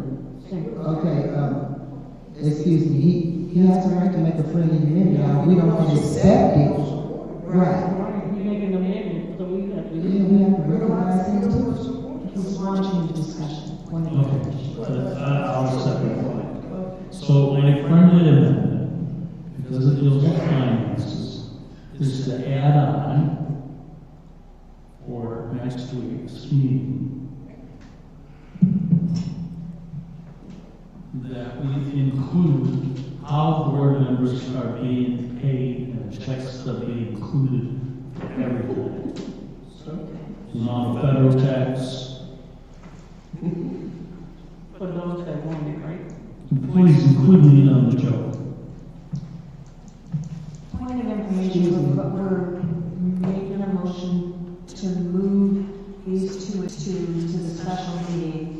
You're adding And to include the checks. So are you trying to, so does it have to be, I'm just, okay. Let them know. Yeah. You might get a clear understanding. Let him finish. Okay. That's all you got to do. Okay, Chris. Well, I don't know how I'll finish if we're not under discussion, but it would almost be easier if we didn't get paid this $30 stipend. But, as long as, we're looking for a finance for. We going into discussion now. I mean, we going into discussion. So. That's my friendly amendment. Can you second it or not? Well, can I? The amendment has been made, properly supported. Is there any further discussion? Madam Chair. To that amendment that you requested. I don't think we keep discussing now. But you made an amendment, you asked me. And that's a motion, we're supposed to be taking action on this amendment. That is open for discussion. So that is something. In regards to what you're requesting, I do not want a check stub on our process to keep going the way that we have been doing it. So I'm requesting that if you guys decide to pass it, you eliminate me from the check stub process, because I get it every time. Is there any other discussion on the amendment? Madam Secretary? I will not be voting for the friendly amendment. I think we need to stick to the original amendment, and then if we need to address this issue, that could be a separate issue, because this is getting very convoluted. So I will not be voting for the amendment, but I will be voting for the original motion. Is there any further discussion from board members? Pastor Young? I just want to say that, since I've been on the board, which has been over a year, the payment system or the way they give us that $30 or whenever they give it, it's been extremely erratic. And I just don't say anything about it because it doesn't add or take away anything as far as needs to be addressed. And that's all that I see that my colleagues doing, is that it be addressed, that it have minutes, that it was brought forward before the entire board. So I will be supporting the friendly amendment. Mr. So, I guess naturally, to me, it doesn't matter whether it comes up as a friendly amendment or something that we can talk about next week. Because the way it's set up right now, I get direct deposit, and I don't know what it's for, because I have nothing to compare it to. Number of meetings. I was informed today that the training we went to earlier in the year, well, last year, that we never got paid that, and now we're gonna pay us. So there's no way to keep track of what we're getting paid for. Okay. You know, wherever I've worked, I've always, you know, it's week 1 through 6, okay? And it'll tell you how much you got paid for at least that week, how much was taken out, federal tax, city tax, state tax, the whole game of taxes that we have to pay, union dues, whatever it was. Here, nothing, just an amount that goes in to our financial account. Okay, I think we do need, well, however, I would support the amendment, or I would support this being a separate item, going over into the special meeting, because. Okay, I will withdraw my motion, if the motion. Okay, so I support him withdrawing his amendment. And I agree with what you just said. And what you're saying is right, but we're just gonna do it separate, because that's a discussion we can have. And we can probably still have it on that same day, and we can, when we get down to the end, we can make that motion and it happen. Okay, so you removed your, and I supported it, so you have to vote to remove his friendly amendment versus done. Okay, so now we're on the motion, right? The original motion. Which can we have the original motion? Yeah, we have a motion to move those 2 items. To move these 2 items to Tuesday's meeting. So now we're in the process of voting on that. Is that correct? Yeah, I think it is.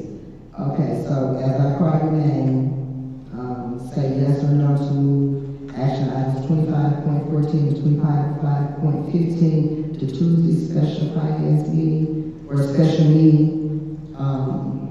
And as I call your name, signify by saying yes or no. Pastor Gilbert. Yes. Chris Delbro. Yes. Linda Booth. Yes. Laura McIntyre.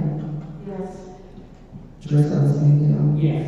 And myself, Carol McIntyre, yes. The motion passes 6 yes and none opposed. Now, Chris, would you like to make your motion to also move your piece to?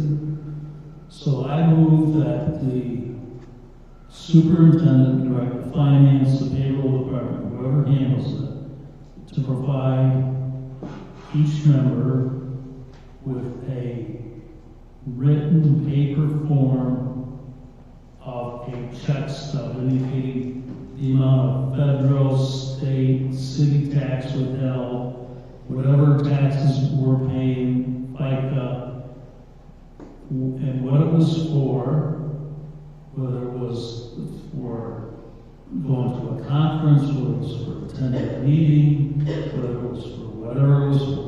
To be discussed in the Tuesday's meeting, because you didn't include it. To be discussed in Tuesday. Okay, the motion's been made, properly supported. Is there any further discussion? As I call your name, signify by saying yes to accept this item to our special meeting on Tuesday, or no if you don't support it. Pastor Gilbert. Yes. Chris Delbro. Yes. Linda Booth. No. Laura McIntyre. Yes. Joyce Alessandro. Yes, we're gonna discuss the teacher, right? To move it. Okay, yes, move it, yes. To discuss it, to move it and have it in our special meeting for discussion. It's a yes for me. So the motion passes 5 yes, 1 opposed. Okay, now we're going on to the human resources. I don't know. Okay. Hold on.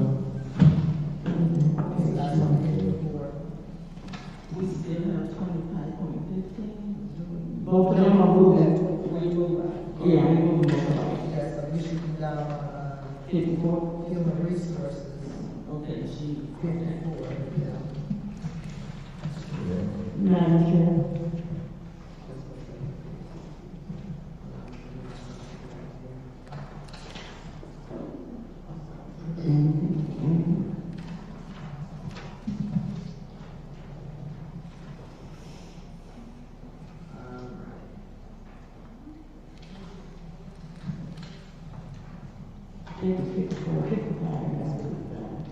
We will now move.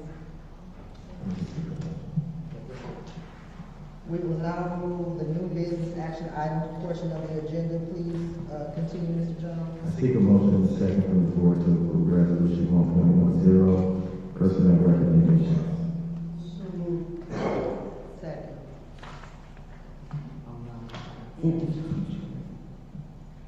Need a second for discussion, support. It's been moved and properly seconded. Is there any discussion? Yes, Madam President. Ms. McGill. I would like to make a motion that, we move the professional to our meeting Tuesday and pass the, teachers. The retirement and everything's fine. Point of order, Madam President. You heard the motion, you entertain the motion for a second before we start having So I made a motion, since we're talking about finance, that we make a motion that we pass teachers, make a motion to pass those. But our professional, we would like to keep those and move those to our Tuesday meeting. We'd like to take that further discussion.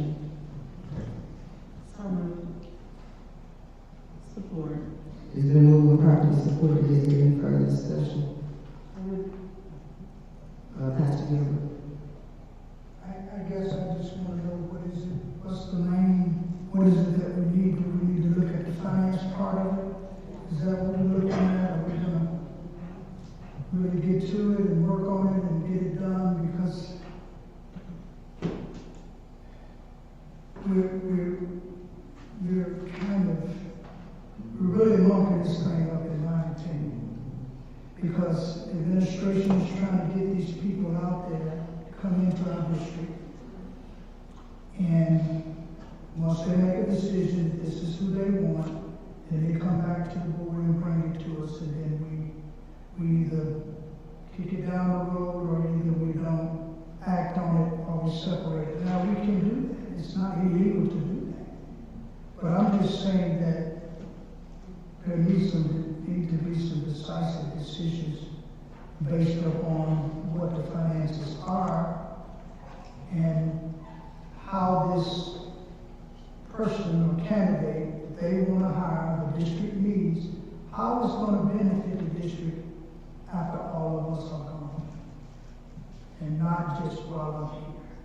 That's the only thing that I'm saying. I'm not trying to run anybody down a dark alley with this, but I just think it looks bad for us as a board that the administration does this, and they go through this process, and they interview people, and they check their background, and they do all of this that they know they're supposed to do.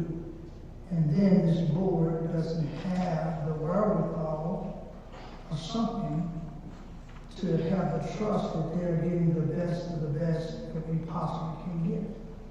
And if we don't have it in the treasurer or the ESSER fund, you can't use them, you can't use this, then we need to do this before we bring this before the public, because people are stepping down from jobs, people are whatever. And it just, Ms. Blue said it earlier in our human resource. You can't play with people's money. People were hurt. You pay their money. They don't play. And so I just hope you understand that at that finance committee meeting, we need to get down to business and say we either don't need to hire these people or that we do need to hire these people. That's all I'm saying. Madam Chair. And I appreciate what you said, Ms. McGill. I'm sorry, Pastor Gilbert, and that is why we requested that these be moved to finance. We have to have a serious conversation, especially what all we have learned and what we need to do as a district down to 2,800 kids, students. This needs to go to finance, but we're not holding up the teachers. And hopefully when we get to the finance, we can have the discussion we want to have, when we don't take a lot of time here on the floor. But I agree exactly what you're saying. It's not to put anyone down or some, because sometimes they do checkups and all of that. That's not what this is about. It is about something that we need to sit down and have a serious conversation about.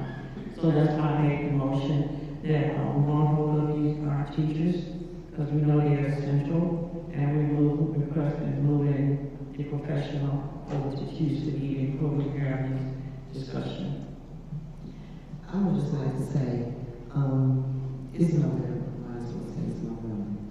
And we pass our pink slips and then everybody get a pink slip, period. That's just how everybody across the board, right, Kevin? So these people, they will get pink slips as well, right? Will everybody get pink slips at fiscal time? Well, excuse me, just a second.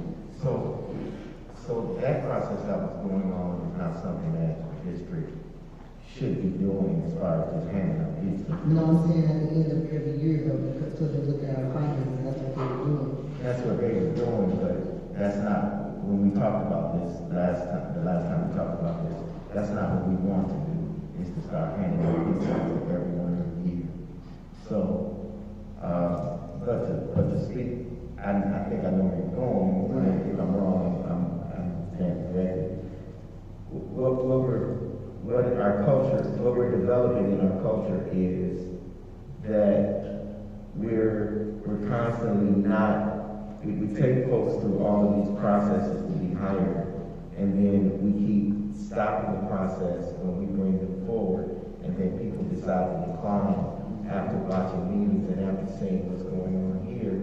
And so even folks that have already accepted positions have declined them over the last week because we keep going through this process and they have lives and jobs. And so this is nothing that we didn't have already.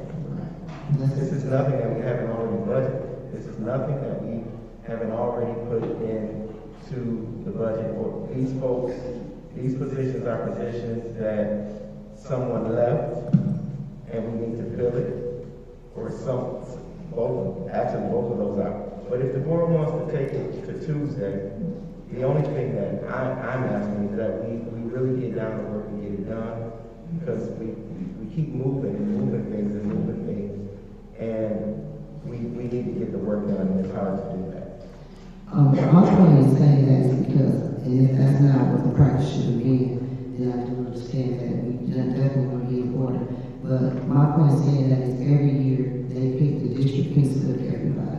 So my point would have been they only got a few more months left in this school year. And these, to Mr. Jones' point, these positions should have been in our budget, and you see as they are. So, and people left these positions. So we say we want people in our district to do the work and we're short staff on every level. We definitely don't want all the teachers back, I agree with that. But this is a $58,000 job and a $47,000 job, and we do want to be in order with somebody's left these positions. And when somebody leaves a position, we don't fill that position, then we got to accept the fact that some work is not going to get done. So I want us to consider that when we're, because if somebody was already interested in the budget, we was going to pay them. So I just want to put that out there. Any other discussions? We have spoke several times about hiring within, and one of the positions we're looking at the administrative assistant. That job, I was on this job, and then they changed the requirement at the 99 hour, where we could have had a person that in the system could do an administration job without having to have a bachelor. This job is an administrative assistant, have to have a bachelor. I kind of question that. And I just think that Mr. Jones, when we're talking about hiring, we never know what you're going to hire, what you're going to do until we see the package. But if you go back and look at your personnel policies in your bylaws, the board needs to have a little bit more information prior to us getting here. And if you look at your bylaws, it states that we are supposed to be a little bit involved in the hiring process. And so we don't have to get to this deadlock situation where this information, we know that if you're gonna be hiring 3 or 4 people, we don't know. We don't have an organization chart that approval. We looked at that organization chart, and I spoke to you right after we came from the last MASB training, that there was a portion about that organization chart. We are operating outside of policy. And so we don't know exactly what it is we have, why we need, or what's what. That's why I said I would like for this to go back and just get what we need done, get some question asked, and move forward. Ask the teachers and move the professional over to Tuesday. And I think this should be done before you give them an effect. Okay, let me say this. And I want to let Mr. Jones, do you want to speak to that? I do have a lot to say about that, but if we're gonna move this to Tuesday, that's fine. I said what I had to say about moving things, but also, when we talk about changing, what is necessary in a job description, if you wanna talk about that, we can talk about that, but we did that. The board did, actually, for an executive position.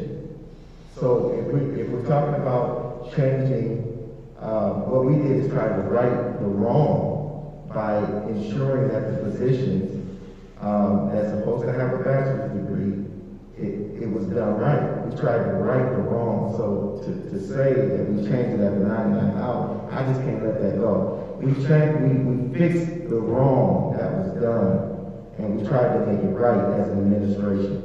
An executive assistant position is supposed to have a bachelor's degree. Yes. So when you say, I'm just speaking, I cannot allow it to go on and folks say that we're doing something outside of right, and we're not. That we tried to fix what was wrong. So this position here should be a position that has a bachelor's degree. So are you saying all your administrative system like this should have a bachelor's now? In the past, it wasn't required. Executive assistant. And I'm talking to Mr. Jones right now. Go ahead. She's right. But I was listening to you, and she didn't get. Executive assistants and administrative assistants are supposed to have bachelor's degrees. Okay, and let's.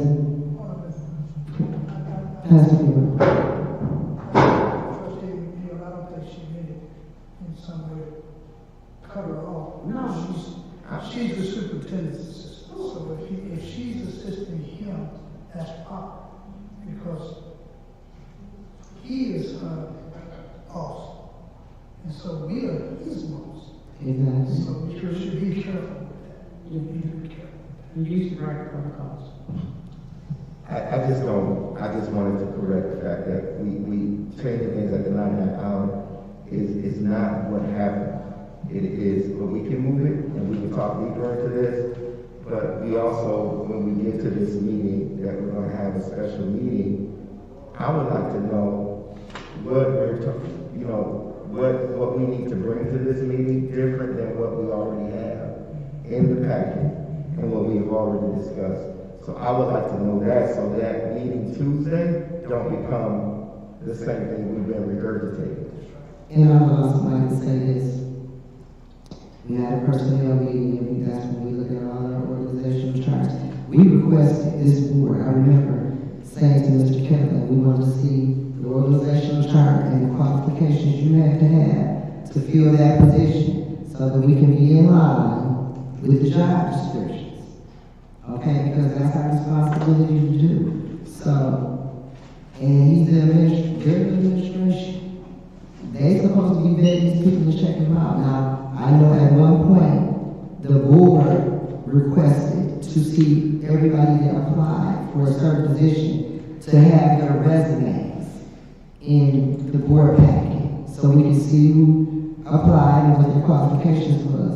But at the end of the day, the administration have to, we have a right to not select these people when they bring before us and say names like we're doing. But they have every right to hire and select who they want to work on their team, that's in his scope of work, that's their job. So, he's not wrong for trying to select people to fill these positions. How else will it happen? Is there any further discussion? Seeing there is no further discussion, Ms. Laura McIntyre. I wanted to make a friendly amendment to the motion that we also, like in separating the teachers from the professionals, that we also include the retirements and the resignations to pass with the teachers. Okay, so you're not excluding anything else, you just, No, I just wanted to ensure that we included the you move all of it. and the resignations and not move that on to the special. Okay. meeting. All right, so is there any support for her amendment? Does you get second amendment to the motion? So is there any support for her amendment? I'll support that. Is been moved and properly supported for an amendment to the motion. Is there any discussion on the amendment? Mr. Attorney. So under resignations, you see on the first one, teacher, another reason, another position. Are we talking another position within the school district? No, sir. So they're leaving the district? Yes, sir. Okay, so the second one, what's this third one, parental? What's that? Became a parent and What is that? resigned?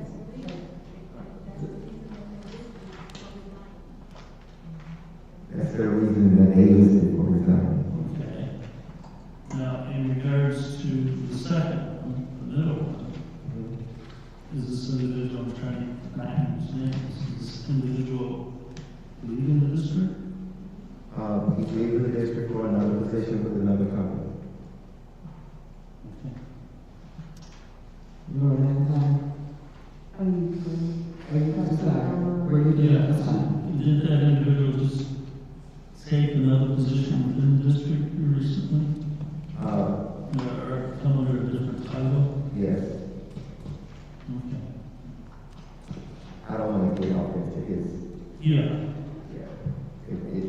it wasn't a negative move or anything. Something better came up for him, Yeah. Okay. based on what I was told, probably in the All right. Is that Mr. Attorney? No, and those positions are now posted and open. It's just happened. Okay. They will. Yeah, they will. Okay, Mr. Attorney? Yeah. Okay.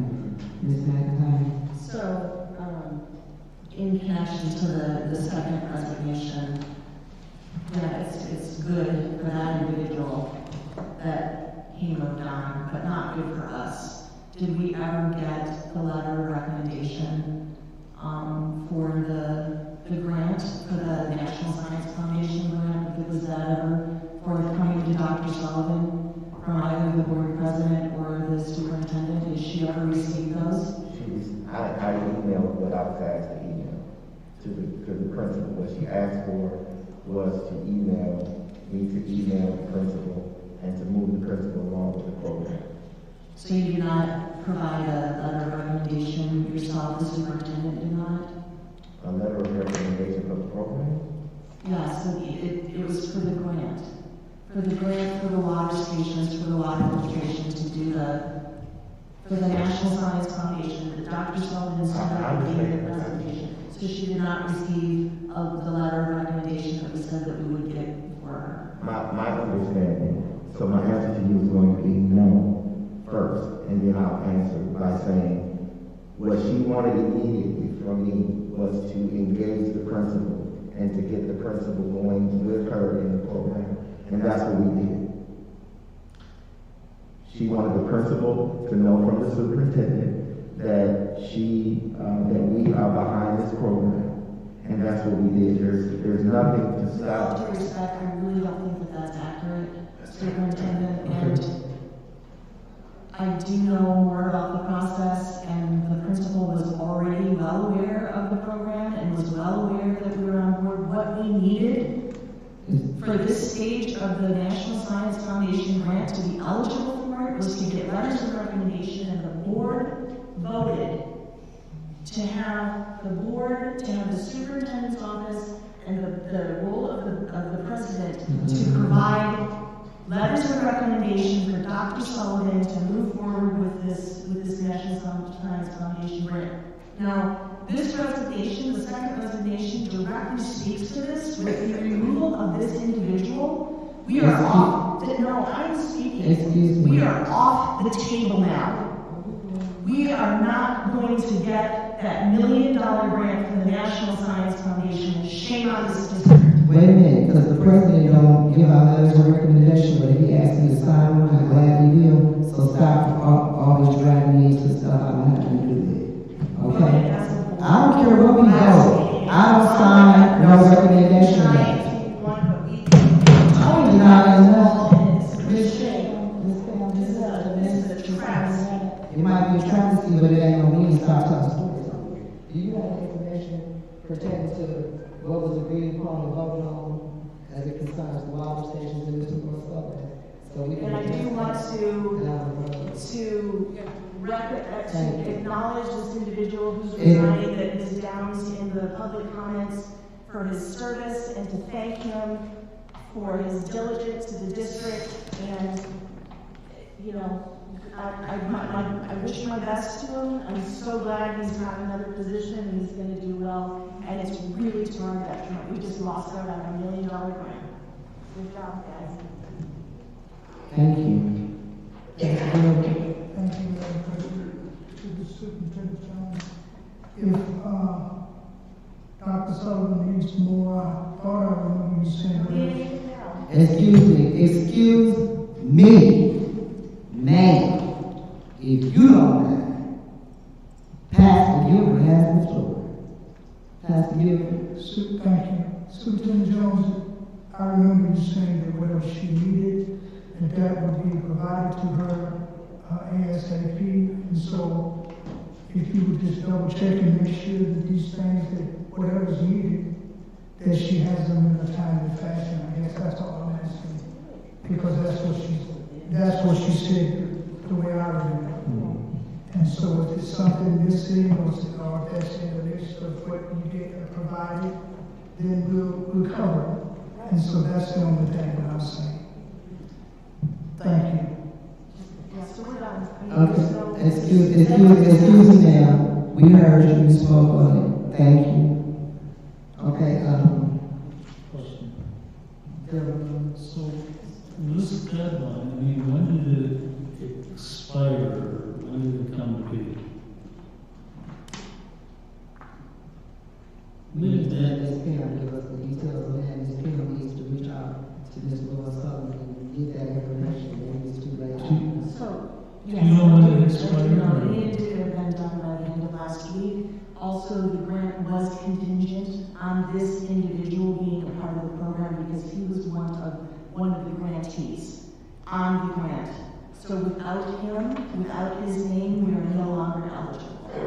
So it's by name, not by position? Not by name, it's by work, and it's by, if you listen to the presentation that Dr. Sullivan gave last week, there were steps, there were 3 steps, we made it through 2 of them, we were in contention for the next step, which was that we were at 1 out of 20 to be considered for $1 million grant, and it was because certain individuals had written the grant and done the work and done the preliminary research. That's why. Okay. Thank you. Okay. Is there any other board comments? Yes. Sorry, that's a shoot. In these positions that are being filled,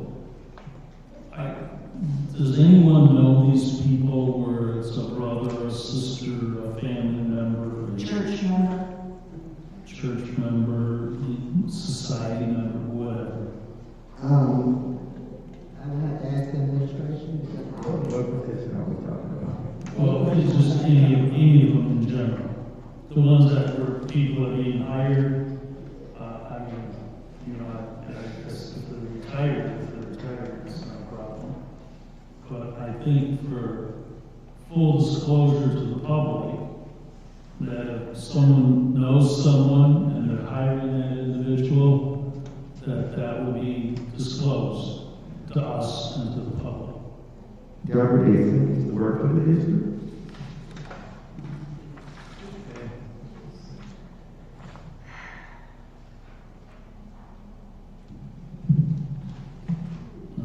And I'm just asking in general, I mean, if someone used to work for the district, I don't have a problem with it. I would have maybe a concern maybe if it was someone's, I don't know, spouse, child, neighbor next door, or, I don't know, belonging to a church or something. Okay, does anybody on this administration, is this your personal friends or church members? It seems like this board is asking directly, is there any personal, and if it is, that's not illegal for them to apply, but you need to, yes, thank you, Ms. Galloway. Please come forward.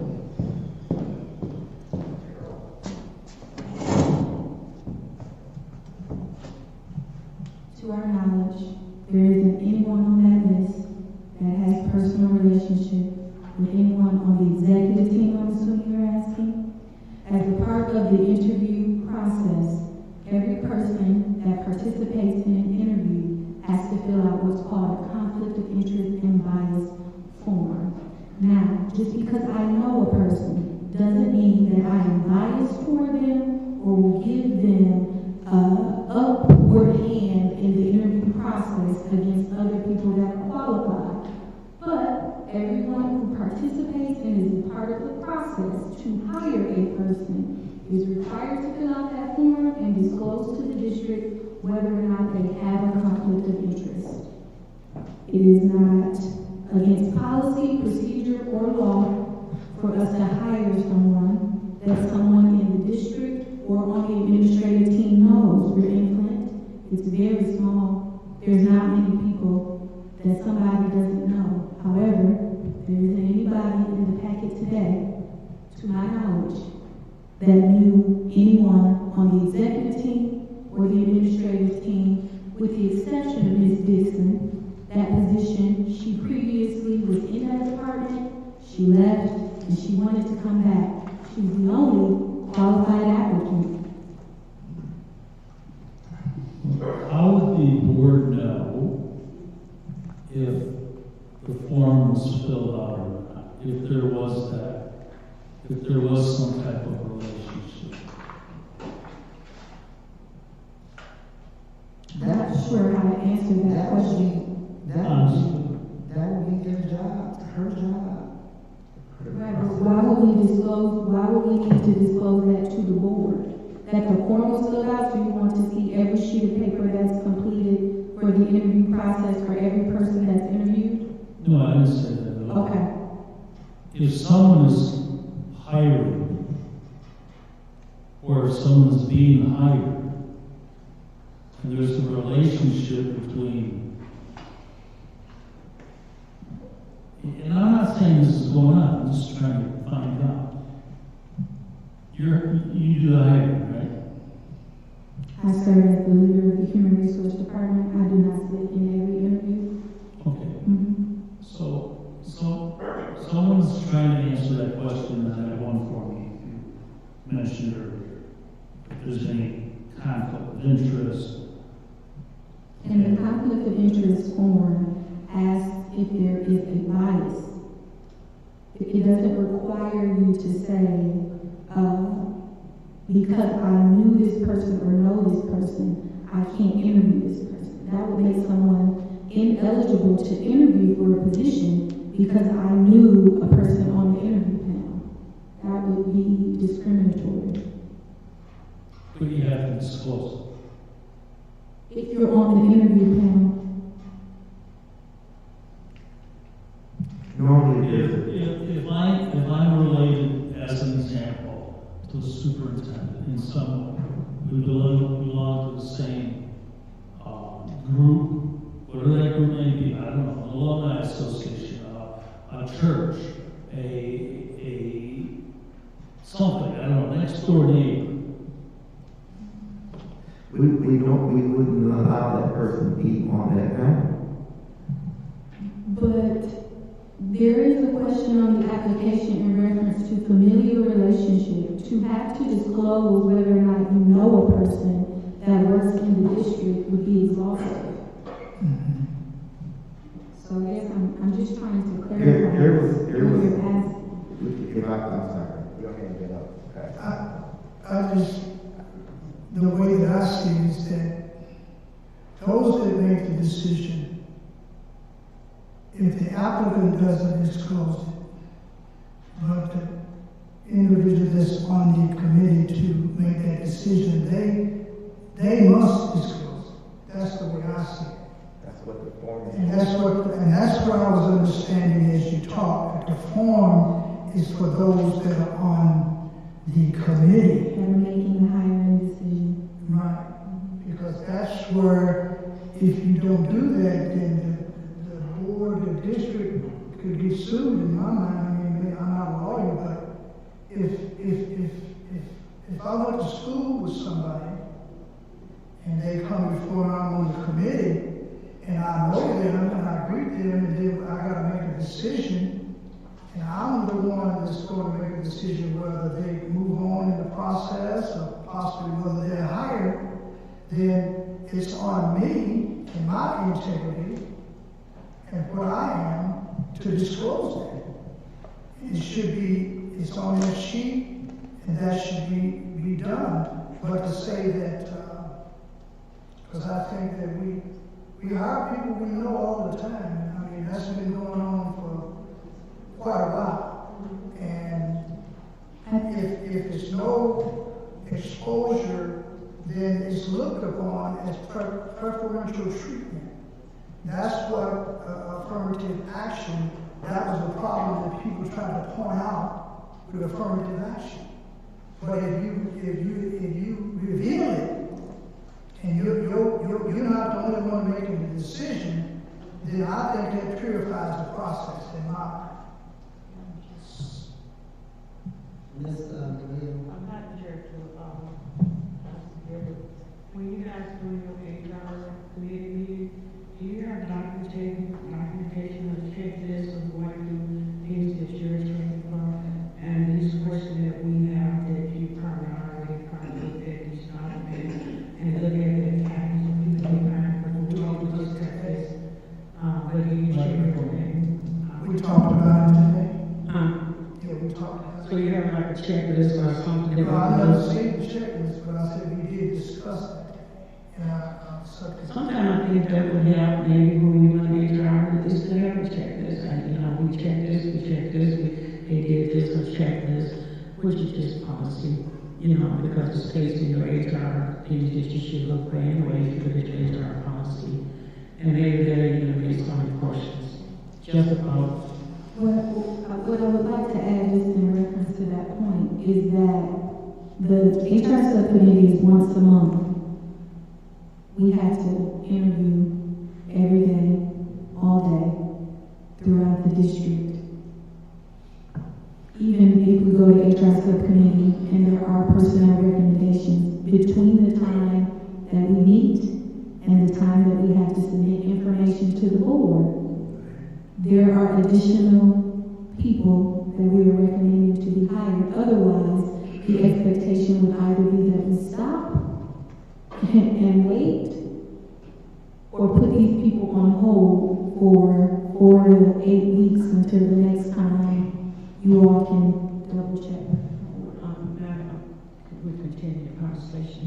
Then I will speak and say that only person who's getting ready to hire somebody, how many people they're going to hire, who they're going to do, would be probably you. And the board has to be accountable for some things.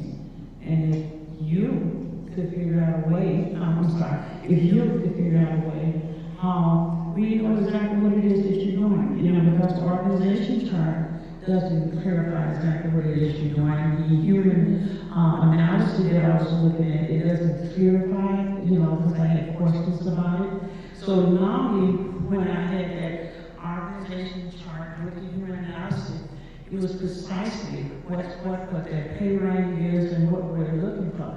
We don't have that. Board doesn't have that information.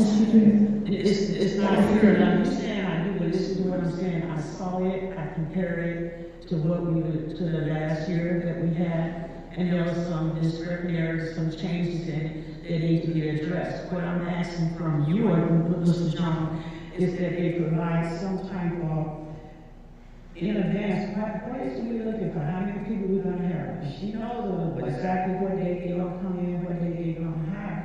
Then that's something that the board need to have in advance, if that makes sense. It's very, It's doesn't, because it's very difficult for us to, that means I. So how many people are we looking for you that you're trying to hire? I want to have an answer. Ms. Sharita just explained that this is a daily process. And there has to be some trust of our management of what we're doing and asking for the conflict form. That's for us to do and to keep record of. But we're gonna be hiring people all the time. So we do no crime And so- prevention, Yes. Mr. Johnson. Yes, What ma'am. I'm trying to get a cap on, how many people are we hiring? You know, you keep saying we're hiring. What is the point of order? What is the point of information? Because this has gone so far, a simple question. Okay, I take that, I'm saying that, Mr. John was saying that, but Mr. John, what I was trying to get is a count. Do we have a count, you know? It's in the, Can I speak it's, to the? Yeah, I'm just. no, I don't want you to. Yeah, I just. Because it's going too far. Okay. It's in the, this is it right here. So, This is the account of people that, or are you asking how many vacancies? I was asking. then I'm getting Right, caught in vacancy. hold on, let's get back on track. You know, I'm just. Hold on, stop. He's right. I thought my question was just a very, very simple question. Made without, And you met with me, okay, made without well, accusations and nothing else. So if there is a conflict of interest, those who are on the committee doing the hiring, they have to fill out a form. Does the applicant have to fill out a form?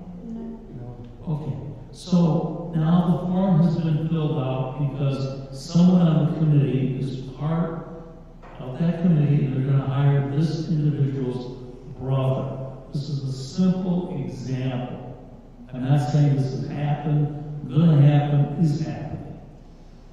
How does the board find out that someone was on the committee who had a conflict of interest because their brother was in the process to be hired? and let me speak to that. Do we get that right? Go ahead. You go From the ahead. administration anywhere? Or Mr. Captain. Across our table? I think it would be safe to say in that specific instance, that person would be on the hiring committee because they would be biased and it would disqualify them from being on the committee. So that wouldn't happen. Well, if that wouldn't happen, then why even have the form? Because I would think that it wouldn't happen for any conflict. The form is required to disclose. By administration policy or by some law? It is the district policy that if you are responsible to interview, you have to complete a conflict of interest to say, I know this person, and then you have to answer whether or not what the relationship is, and if there is bias. Okay, so what makes you say then that someone on the committee, it would never happen that they would be interviewing their brother, part of the committee that interviews brother? Because there's supposed to, at that point, because we discussed this prior as board members, so I was trying to get, I don't know if this is what they're doing, but I'm gonna tell you what the procedure was supposed to be. That once they discover that whomever is, they know them, they're not supposed to participate in interviewing that person, period. They're not supposed to weigh in, get involved in For nothing. the sake of argument, I'll go along with that. But then, what would be the need for the form then? If everyone would say, oh, I can't interview, that's my brother, so that's my distant cousin, that's the guy I used to work with, or To whatever. prove that the question is answered and that we're consistent in our processes. We do it for every person, every interview, every person on the panel, whether they know a person or they don't. If the one brother simply discloses on your form, which is mandatory by the district apparently, and discloses that, then what's the big deal? I mean, There isn't, because he wouldn't be on the panel. why would he not be on the panel? Because he has a bias. Why would anyone that be on a panel who would have to fill out the form? Because that's the whole idea of the form. Everybody has to fill out the form. So we have record. You have to have record of record the lawsuit. of when people do say, and that someone interviews someone or someone. So why can't the brother just say, that's my brother, and fill out the form and be done? That's what happens. And you don't get the interview. You can't. So everyone who fills out the form doesn't get to be on the interview. No, it says either you have a conflict or you don't. If you have a conflict, you can't interview. If I don't have a conflict, I'll state I don't have a conflict of interest. If I do have a conflict of interest, I fill out that portion of the form. Yeah. So it's two parts. And And what happens when someone fills out and they say, I do have a conflict? That's the record, that person doesn't interview. Okay. That's the record. So anyone that has a conflict of interest fills out the form and they don't become part of the committee. That's what we've been doing. That's what we've been doing. Okay. Is that Mr. Cameron? Are you satisfied? I think so. So no one gets hired in our district. Well, I still disagree with that.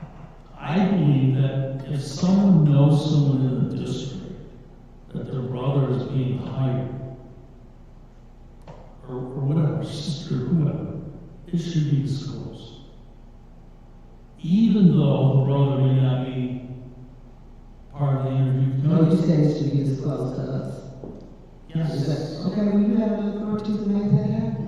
We the board, if you feel like, you own the policy and bylaws, the governance committee, all you gotta do is bring it to the board and let us vote on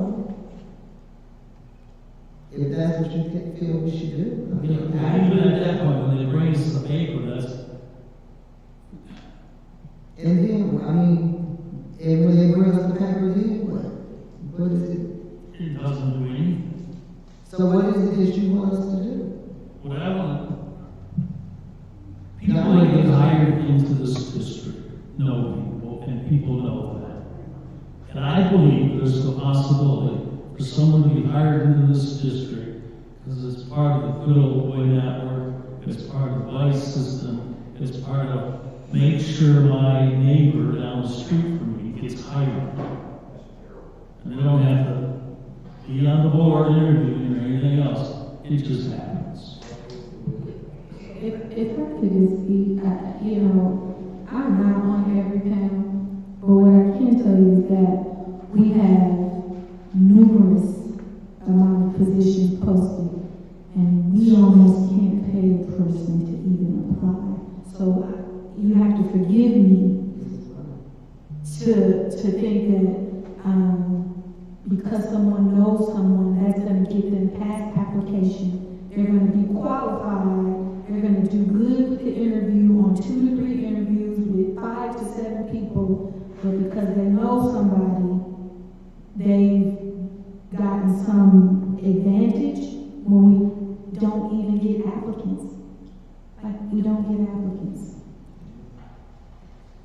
As many people as we all know, we can't get people to come here. Is there any further discussion? Pastor Gilchrist, I guess I'm a little bit opposite my colleague, Cameron. I believe that if you have a process, you have to execute that process. And you have to enforce that process. And there should be guardrails for that process. Now, I don't know that there have been guardrails in the past, but I'm just saying for Ms. Galloway, what she is saying is that the guardrails are there and that's what she's adhering to. If we want to see something different, or something more tighter, or something more transparent, then the board has to do. That's what we have to do. And then, once we do that, superintendent and so forth, they have to execute it. And if they do not, then we gotta see our superintendent, and he takes it from there. And that's the way that's supposed to work. If there's something we need to add to this process, then do that.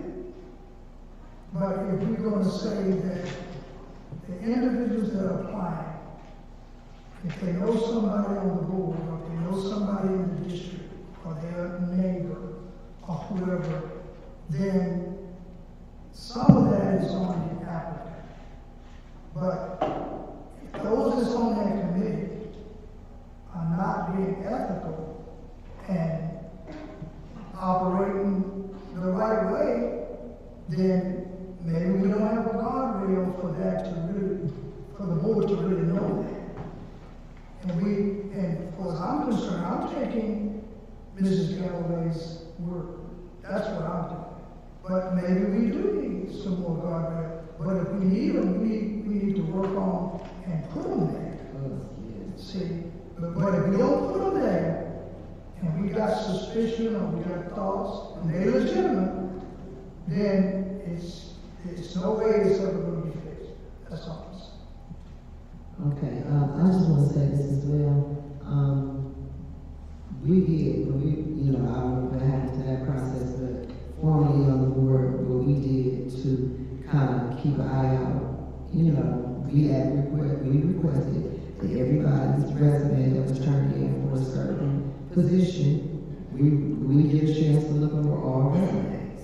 That way, if you're looking at all resumes, and they're selecting this person, that person, you have the opportunity to look at that resume and see why they selected them, along with your questionnaires or whatever they did, which you can find that out or discuss that in HR. HR can talk to them about their processes or... Point of information, Madam Chair, was that board action that decided that?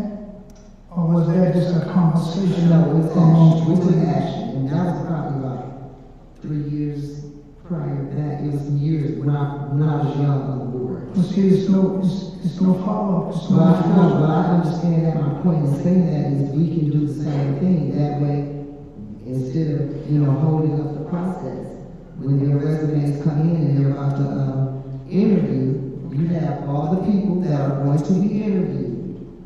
You have their resume. So when the board or the administration makes these recommendations, you already have the opportunity to eyeball their resume and say, nay, I don't, because that's your right to say nay. And then you can support it by saying, well, this person's resume says they do this, and why didn't they make it? And you have something solid to question them on. But they're right. It's a shortage for everything. So we got to start trying to get who we can get. Now, I don't know about, I like to see hiring within, and I expect that. But if ain't nobody within applying or didn't meet the qualification or whatever, it's their job to do the selection process. It's just our job to vote for it or accept it or not. And then, with that being said, we're supposed to look at that in the HR subcommittee meeting and discuss that with Ms. Galloway. That's where that conversation is supposed to take place, and y'all supposed to hash that out. And then bring it to us, because we know our board members who we trust, because we all are fiduciaries of this district. If Ms. Booth and Mr. Gilbert and I think Ms. McIntyre is on the HR, if they get together and they say, we looked at these resumes, we like this person, we like that person, we see they move forward, they qualify, then it's up to us to, after that, support what our board members have, they want it over, yay or nay. That's it, but for us to have them up here and then question their integrity extensively, okay, it's one thing to put it out there, but we're making people under the code now, we ain't got no evidence. See, and then we have to set those processes in place. We set the process in place, but now so we gotta, but okay, that's it. Anybody else? My question is a general question. Wasn't making any accusations. Not just speaking to you, I'm speaking in general, sir. It's not, because you have your right to voice your opinion, feel how you feel, whether I agree with it or not. I totally respect that. I'm just saying for us to move forward as a district and as a board and to get the business done, that's the protocol in which in the past the business was had. So if we wanna revisit that, require those resumes to come forward, then I think that's something we need to do so we can take care of what we need to take care of. Is there any other comments from board members? We're on person. Due to the time, I recommend that we go ahead. Yes, let's move on. We do not want to keep our administrative staff. Absolutely. In our audience here all night. So we're on recommendation of 1.1 and we're Taylor that will be professionals over to teach. and was it supported? Now she had it right, that's right. Okay, so what was the amendment, Ms. Pam? You come, where are we at? Can you get us back on track? The amendment was to move the retirements and resignations. And was it supported? And we in discussion, so seeing there's no further discussion, any other discussion? So now we're voting to move, we're voting on the friendly amendment to move the professionals on that. Or these personnel right here, right? The teachers and the back pay retirement. So what we're doing is the professionals are going to be moved to Tuesday. Right. We're going to move the teachers' retirements and resignations for tonight. And that's the amendment? Okay, so now we're, Ms. Laura, Yeah, the amendment was to include the retirements and the resignations. and the teachers together. And we're now on the amendment, right? So we're taking a vote on the amendment, to vote on the amendment tonight. Pastor Yoder. Yes. Chris Delmar. Yes. Linda Booth. Yes. Laura McIntyre. Yes. Joyce McNeil. Yes. Carol McIntosh is a yes, and the amendment passes 6 yes, none opposed. Now we're on the motion. Can we have the motion? The original motion? The motion was to. And you have that? Yes, she's supposed to. Yeah, I got Can we? We need a motion to move the professionals to Tuesday meeting and to the teachers tonight. Okay. Moved by McIntyre, second by Jones. Thank you, ma'am. So, is there any other discussion on the motion? Seeing there is none, it'll be a vote. Just make sure it's in the record as part of the special. It's part of the right. Part of the special meeting for Tuesday. As I call your name, signify by saying yes to move this to our special meeting or no, not to move it. Pastor Gilbert. Yes. Chris Delmar. Yes. Linda Booth. Yes. Laura McIntyre. Yes. Joyce Ellis McNeil. Yes. Carol McIntosh, yes. Motion passes 6 yes, none opposed. Okay, we're now moving to Finance and Operations Committee as a whole. Pardon me? We on 1.1, we just voted. 1.10 We just, yeah, that's what we just voted on. Okay. Just approve retirements, teachers, and resignations. Thank you, Ms. Allen. And we just moved the professionals to Tuesday. Right. Okay. So now we should be on, go ahead. Go ahead.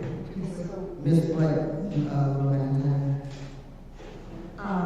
So with the Finance and Operations Committee of the whole, I move that we table action items 11.15 and 11.16 to the special meeting on Tuesday, so that we can have that financial discussion and move it forward, but that we vote on 11.17, the boilers tonight.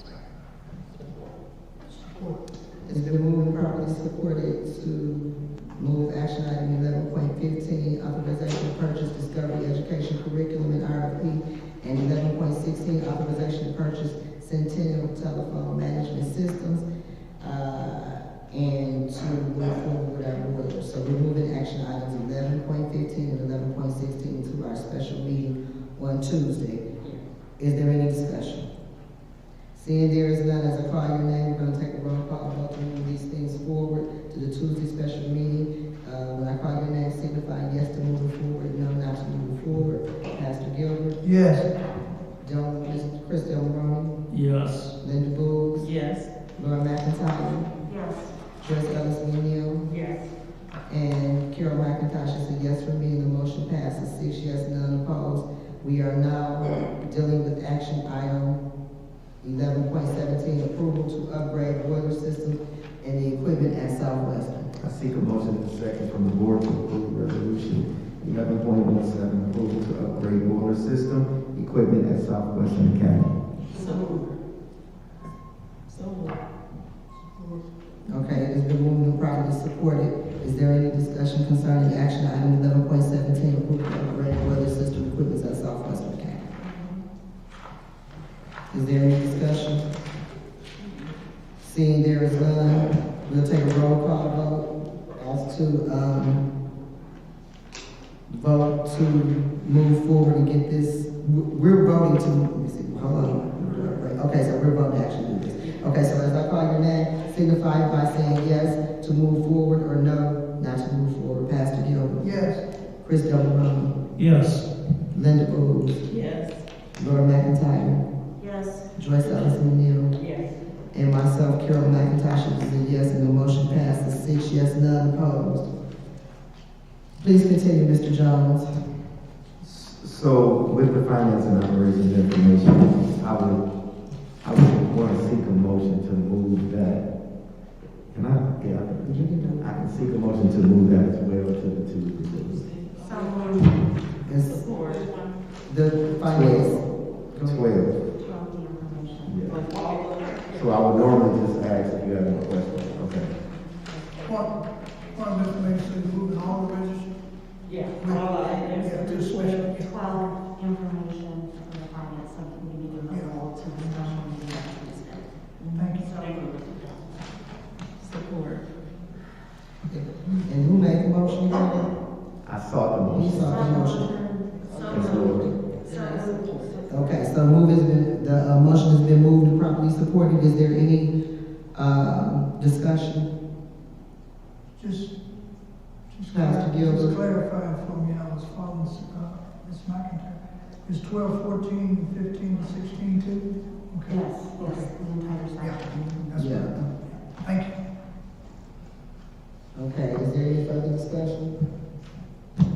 Seeing there is none, a roll call vote will be taken as to move this section of the agenda to the Tuesday special meeting. As I call your name, signify by saying yes to support, no to oppose. Pastor Gilbert. Yes.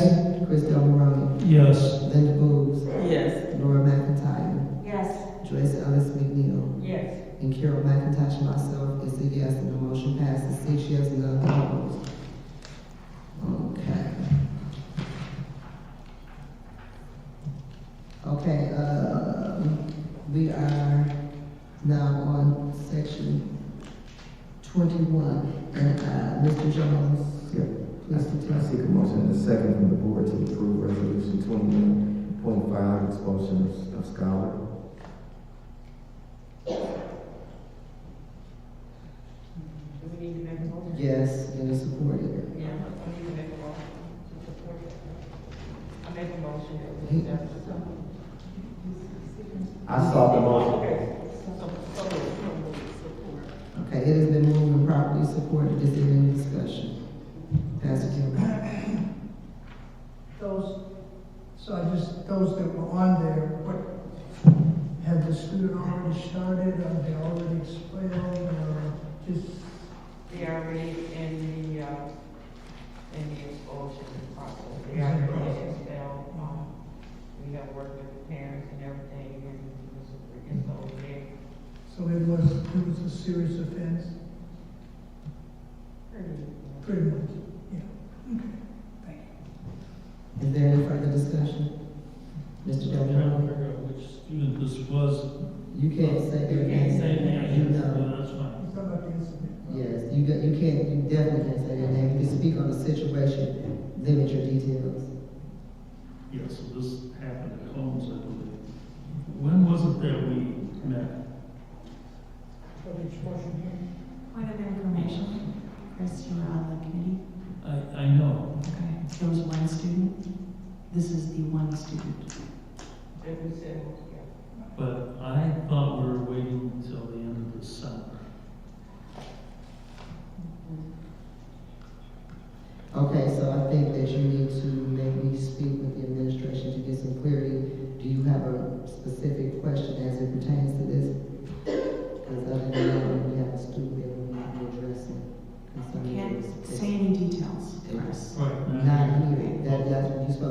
details in the hearing, dear.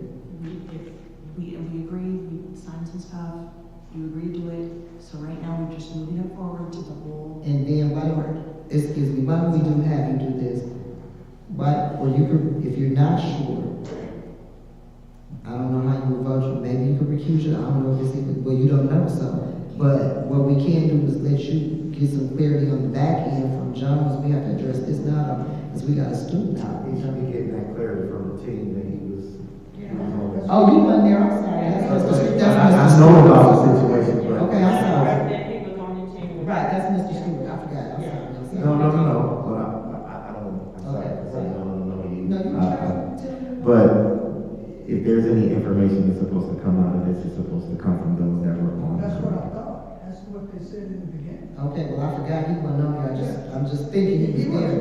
He wasn't supposed to be. Right. Yeah, he wasn't. Recommendation to the board, and the board decided. Okay, right.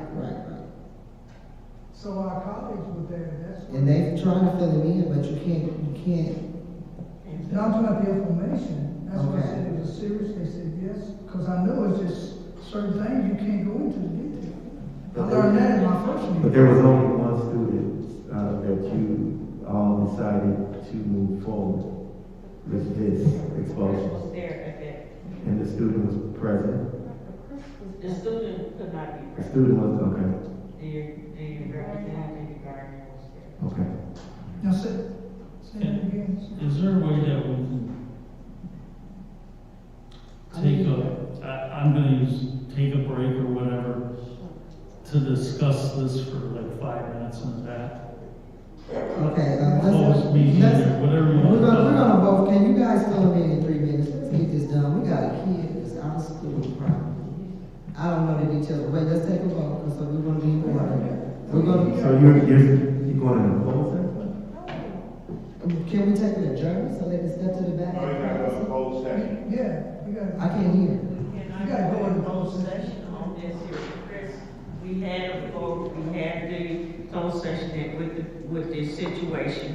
We voted, we made a decision about this young man, and now we're bringing it here. And you was on the panel.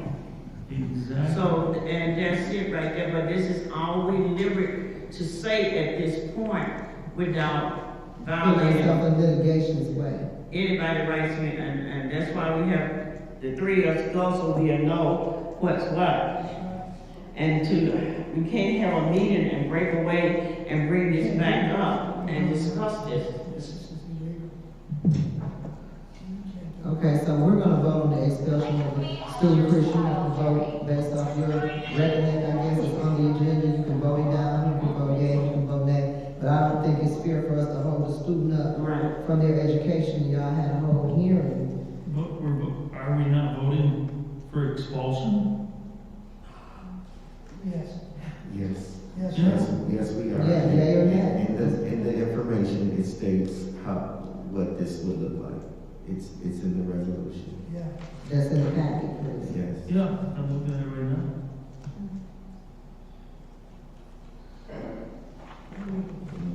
I'm gonna take Any further discussion from the board to look at, what page is that on? 224. Yeah, I'm looking at it right here. So next to the last page. This is, what about, this is our last item, the last item. So we're gonna give them a chance to look at his details in here. Yes, at the end. Right at the end. You see it, Pastor? 224. Mm-hmm.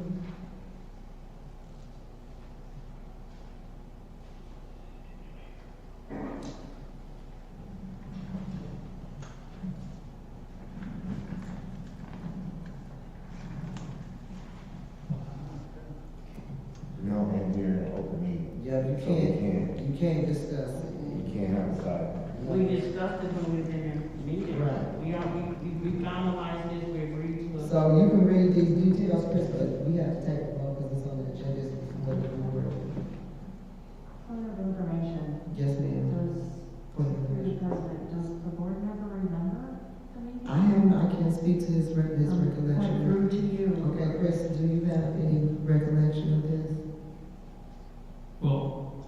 say this. I remember a meeting where in lieu of expulsion, it was going to be put on.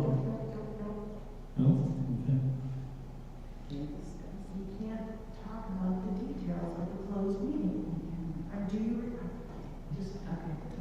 Withdraw the question. Well, Point of information. that's So, okay. to my other colleagues that were present, was Trustee Dillon, was Vice President Dillon, was he present at the meeting? So, the questions he's got in here is, long as he's talking about the questions that is before us, that's legitimate, but the details of what went on in that meeting that he was present at, he can't discuss that here. That's illegal. So, I don't think that's what he's doing, but he can do it better himself, but that's what I'm understanding him saying, that he had a question or he had something that maybe he declared. That's, he's trying to define which student or which situation it was. It was, they said it was only one student. We only had one.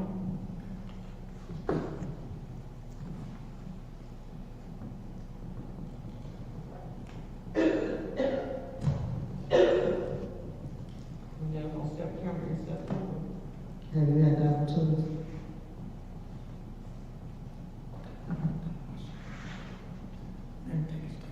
I thought it was done.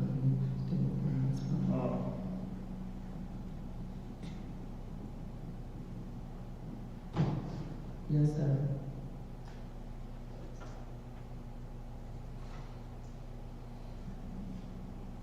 Okay.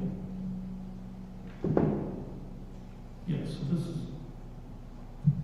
as this is public information here, right? Yes, this can be discussed as public information in the packet. Only through the first semester, which is the end of December. Yes. Okay. You clear? No? Yep. Okay. Is there any further discussion concerning action item 21.5, expulsion of a student? I want to make a correction. At the end of the semester, it's not December 30th. It's in January, but I just want to make a correction. That it's not December 31st. It's into January. Thank you for that. Yes, sir. Is there any further discussion from our board members? Seeing there is none, as I call your name, we'll do a roll call vote. Let's see. We'll do a roll call vote on the resolution number 21.5, expulsion of a student. As I call your name, signify by saying yes to support this action or no, not to support it. Pastor Gilbert. Yes. Mr. Amaroni. Yes. Ms. Linda Booz. Yes. Ms. Laura McIntyre. Yes. Ms. Joyce Ellis-Neal. Yes. And myself, Carol McIntosh, is a yes. The motion to support the resolution passes 6 yes, none opposed. Please continue, Mr. I Johnson. seek a motion and a second from the board to approve resolution 21.6, appointment of student representatives to the Flint Board of Education, 22-23 school year.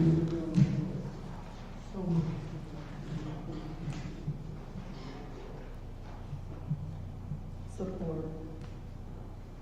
It has been moved and properly supported. Is there any discussion?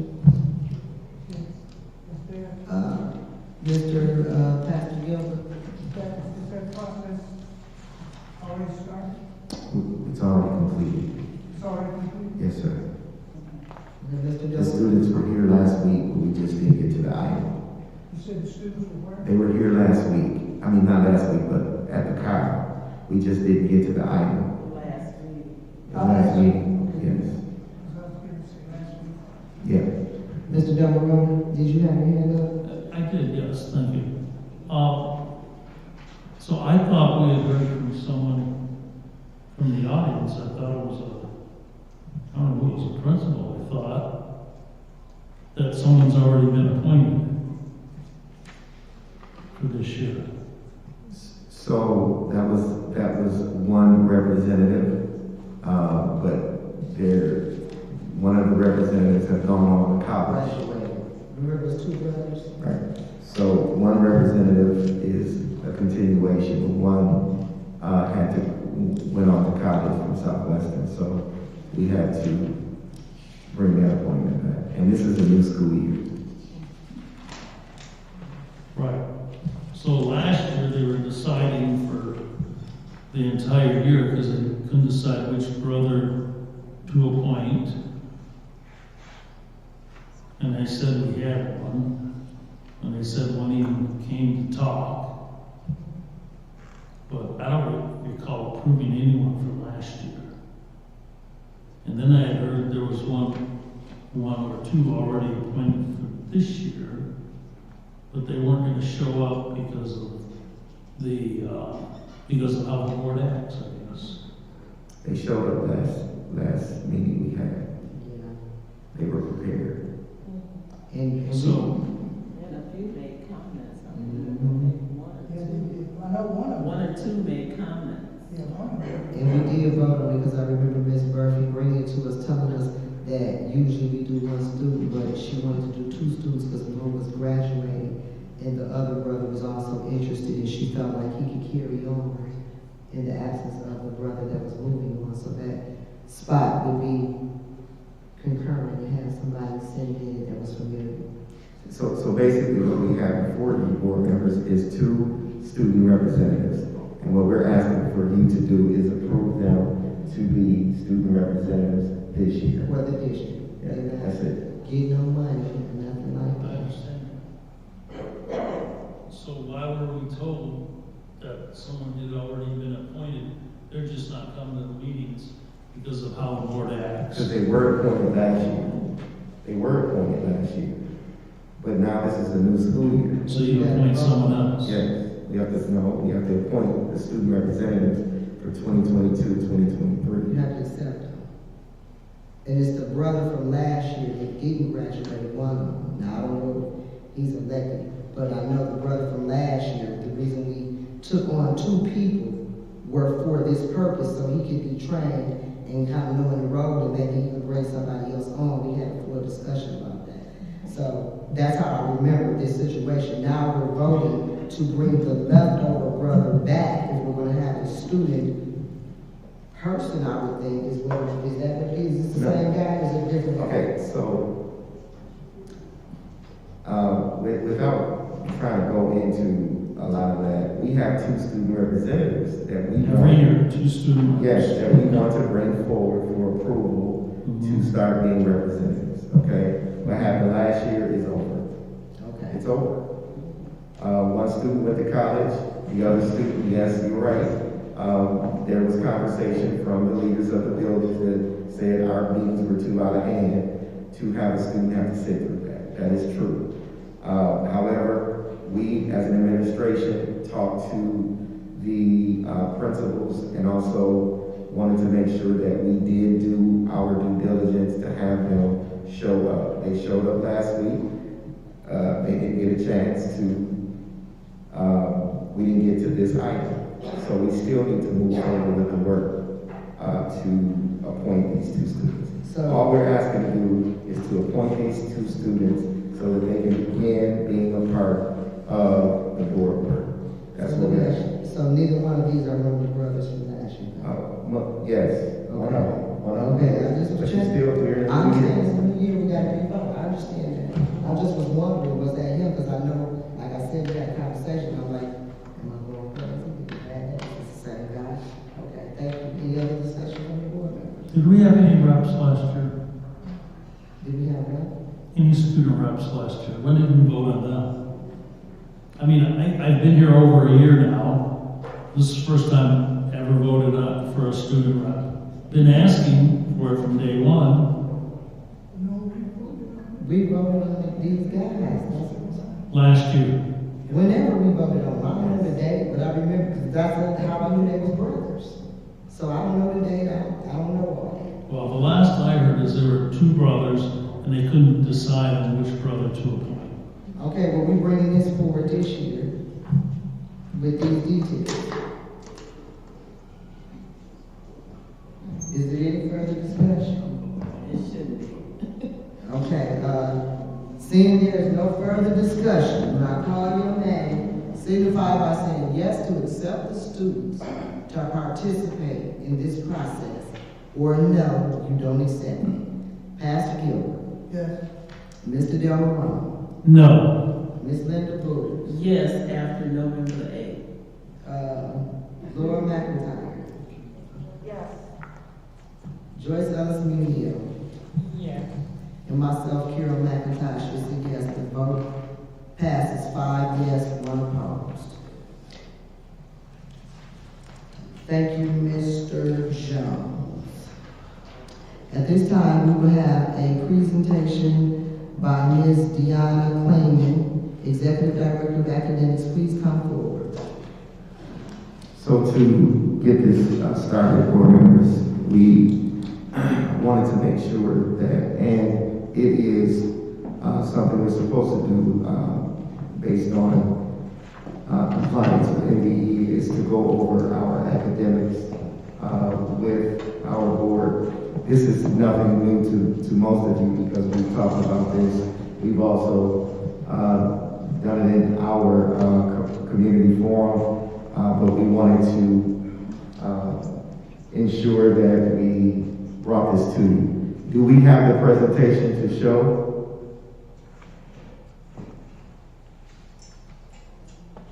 I'm sorry. Yes.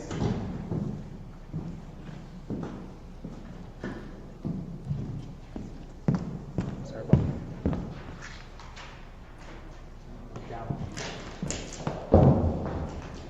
And this should not take very long, board members. But the first slide you want to see is something that I've sent to all of you, and that is the multi-tiered systems of support umbrella and what we have as programs in our school community. But today what we're going to cover is information of academics, and as you see there it says curriculum, assessment, and instruction. So what we're going to cover today is one area in particular under this umbrella of all the work that we do as a district. Okay, so I'm going to turn it over to Ms. Cleveland at this time. Can you hear me? Can you hear me? Okay. Good evening, board members. I'm going to start my presentation off by reintroducing our MyKIP goals. MyKIP stands for the Michigan Integrated Continuous Improvement Process. This is a pathway for our district to improve student outcomes by assessing whole child needs to develop plans and coordinate our funds. We have 2 MyKIP goals, one in literacy, one in math. Both of our goals read that 80% of FCS students will demonstrate 15% growth on district and state reading assessments and math assessments in literacy. Our goal is to obtain this by 2026 and in math by 2027. What you see here now is our NWEA completion rates. We have closed our fall window. We had 85.1% of our scholars take the math, and we had 85.2% of our scholars to complete the reading portion of NWEA this fall. This next slide shows our completion rate for our DILs, that is our early literacy assessment that is given to our K-3 scholars. Here you will see that district-wide, 84.7% of our scholars completed this early literacy test. What you see here now is the percentage of our scholars that met their projected growth, which was set by NWEA. So district-wide, we're looking at the previous fall 2020 to fall 21, where 27.6% of our scholars met their projected growth in math. This fall, 52.2% of our scholars reached their projected growth. In reading, we had 36.1% of our scholars district-wide meet their projected growth. This fall, we had 45.8%. So while we are excited about the increase in scholars meeting their projected growth, we still have work to do. but we know that there are some things that we are doing that's working, because we are seeing an increase in those scholars that are meeting their projected growth. So kudos to our staff and our students. Here you will see our devils. So what you see here is a 3-year progression of our scholars who in the fall were at or above benchmark. So you will see in fall 20, we had 20.8%. In fall 21, we had 16.8%. And then fall 2022, we have 15.5%. So what we are now seeing is a decline of the scholars who are coming in at or above benchmark. So to address this, first we want to say thank you for our collaboration with MSU, but in our fellowship work, this past year, we walked away with each building having an individualized literacy plan that includes research-based strategies to help address this decline. So thank you for also approving that for this upcoming year. So what's next from the Office of Academics? We are planning the upcoming MSU Fellowship of Instructional Leaders, and we will get those dates to you so that you can participate with us as well, because teamwork does make the dream work. So we're going to continue the curriculum adoption process for ELA and social studies. We're going to begin the implementation process of the new math and science curriculum. So we're going to continue to provide professional development opportunities for capturing kids' hearts. We're going to provide professional development opportunities for Marzano's focused teacher evaluation and instructional model. We're going to continue to utilize data to monitor student growth. We're going to support the implementation of each of those literacy plans that I just mentioned. We're going to continue to monitor our progress on those MyKit goals, which was mentioned in the beginning of my presentation. We're going to have the implementation of the Read 180 intervention program, the reading program for our middle school scholars. We're going to continue to implement the SFA program in each elementary building. We're going to strengthen our literacy connections among schools, families, and community through our district-wide literacy grant. And we're going to support our district-wide use of Schoology for all our scholars and staff. Yes, Pastor Gilbert. Yes, Ms. Klingman, on the last two, is that, I remember something about the literacy grant in our packets. So it says among schools, families, and community. So is that in connection with just that grant alone, or because it says our district-wide, that's just within our own district, correct? Yes, sir. Okay, and then, so what is, excuse me for being a little ignorant, but what is Schoology? So Schoology is our learning platform that we have district-wide. And so it's kind of similar to if you've ever heard of Google Classroom. It's an opportunity where our staff, our teachers can do blended learning. Scholars are able to access their learning, their work on this. Also, teachers are able to go on there to get resources from our academics department. And then we're also opening this platform to allow parents to be able to access Schoology so they can see how their scholars are performing. Thank you. Any other questions from board members? Yes, ma'am.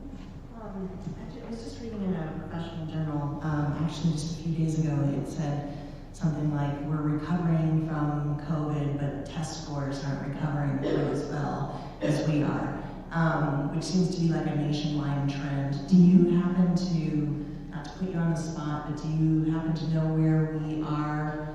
Are we in a comparable situation with other districts like us? I don't want to compare us to, districts that have more resources, but it just, from what I was reading, it looks like we're doing pretty well. Not that these scores are anything to brag about, but considering the context and the difficulties that we face, it just seems like we're we're right there, fighting along with the rest of the country and, against like all odds. So do you have that information? Not the particular stats, but I can let you know that yes, there are still obstacles, and we have to work together to remove them.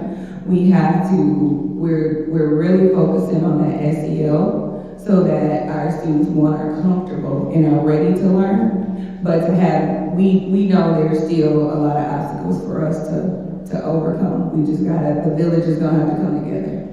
And Ms.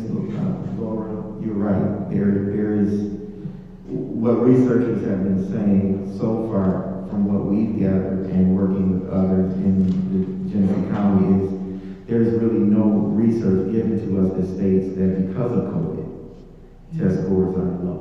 But we know because of being out of school, right, having to deal with COVID and parents having to miss work, we know that that has an impact on test scores. It's a hard, we were already 3 miles behind before COVID. We were already behind because of the water, because of other things that we faced. And to get into COVID and to see that our scholars, and I'm going to give kudos to the staff, have grown.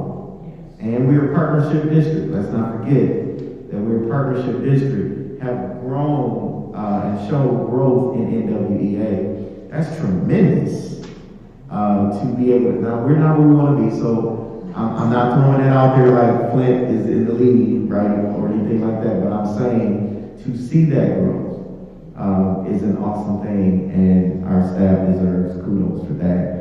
While dealing with COVID, you still found a way to grow. And remember, a couple of you came to the partnership meeting, and you were able to hear from the partners and MDE on how they felt about our growth and where we're going in the district as it pertains to academics. So. Yeah, and just to follow up, I did want to say that I think the data is going to be forthcoming because I think studies are being done and we will find that we're doing just as well, if not better, than comparable districts. Because we were at such a disadvantage, and that test scores are obviously. We know this through anecdotal evidence, but I think it's going to be verified with the numbers. But thank you so much, and wonderful presentation. Thank you so much. Excuse me. Joyce Ellison. I just want to thank you for the work that you do. And back in the summer, I had an opportunity to go to some of the programs that our youth was speaking in. I think one was over at Mott. And you can see the growth in the way they did the presentation. And I think sometimes, even when I went to the 12th grade evaluation, you can see that growth in our students. And I can truly say that the student that graduated from Southwestern, in the back of our superintendent's job description, our student have to meet these 12, I think it's 12, those different steps they have to meet and be able to do. And I was surprised that I was checking off, could those students actually move on from the 12th grade? And if you go and look at some of those presentations and go to some of the different schools, so you can see that growth. And I think I did about 3 or 4 evaluations, and each one of those students, I was just checking off what they're able to say, who I am, where I'm going, how I'm going to get there, because that's what they're supposed to be able to do when they graduate. So my kudos to Southwestern. They was able to do that.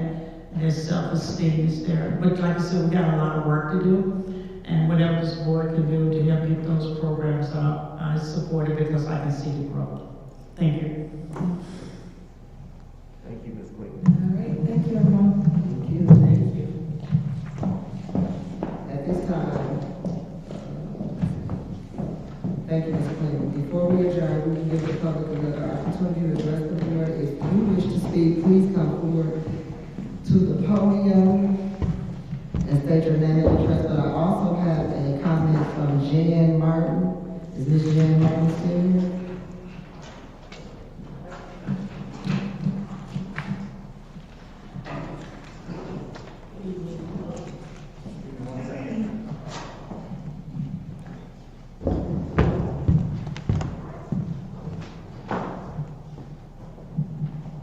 Good evening, everyone. I just want to say that today is the 26th, and I'm sorry. Let me start off. My name is Jan Martin. I live at 721 East 12th Street, and I do work for the district. It has been approximately close to a month now since we discussed the wage reopener for paraprofessionals, and I'm just asking for a date. We have yet to receive a date. We're just waiting to know what's going to be the next move.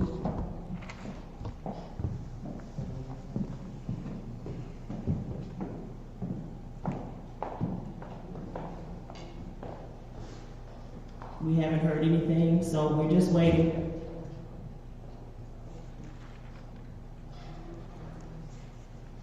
Thank you.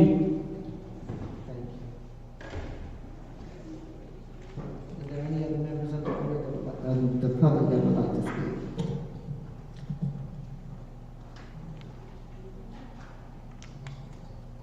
A.C. Dooms, resident city of Flint. Yes. Mr. Del Moroni, I appreciate you voting no on the student representative. Ain't nowhere in the world I would have a student to come down here and be a part of this habit. No way in the world to have a student representative. See, I remember when they first got the student representative, that was years and years ago. Come down here and be part of this habit. It is total havoc on this board. Some of you need to go, and hopefully there'll be some recalls on others.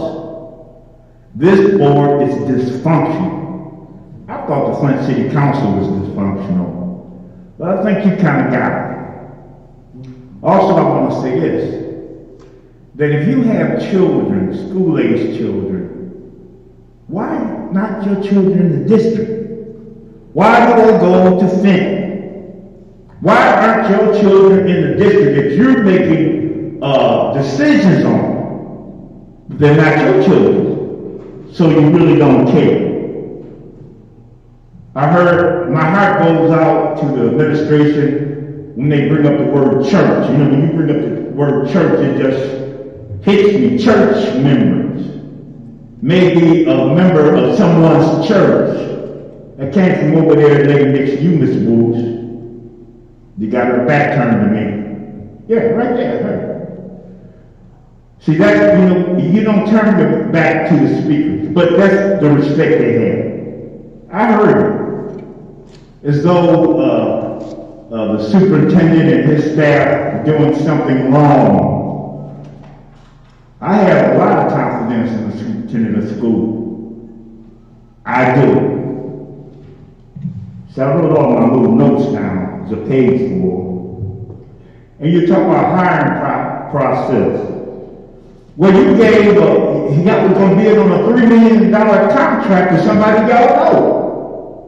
Y'all know the contractor, $3 million. Wasn't a lot of fanfare about that. You was going to do it. No disclosure. Now, I covered the school age and student representative, children going to school in Flint 10. I don't care how you fix it. It's wrong. Your children going to school in Flint 10. They don't have to deal with what our children have to deal with in this district. So as I take my seat, and I just want to say, you were absolutely right, I'm closing up, that there has to be a vote for reconsideration when you make an action, 2/3 vote, because you all don't know Robert's rules of order. Thank you. Thank you. Is there any other members of the public that wish to speak? Seeing there is none, is there any would like to make some final comments. We have one. Okay, yes, ma'am. My name is Nadia Rodriguez. I live at 1610 East Court Street. You've heard me speak before. I just want to piggyback a little bit on some of my colleagues here. It is in the best interest of this district that they reopen these negotiations and meet in good faith with the paraprofessionals of this district. We wouldn't be here if it weren't for them. As a teacher in the classroom, the paraprofessional that I work with day in and day out, I could not do what I do if it weren't for her. If it weren't for their professionalism, if it weren't for them showing up every day, knowing that every one of them could walk out of here, work at McDonald's, work at Walmart, work at somewhere else and have way less stress in their lives. Do what's best for our professionals, do what's best for our kids. They're the ones here making the relationships day in and day out.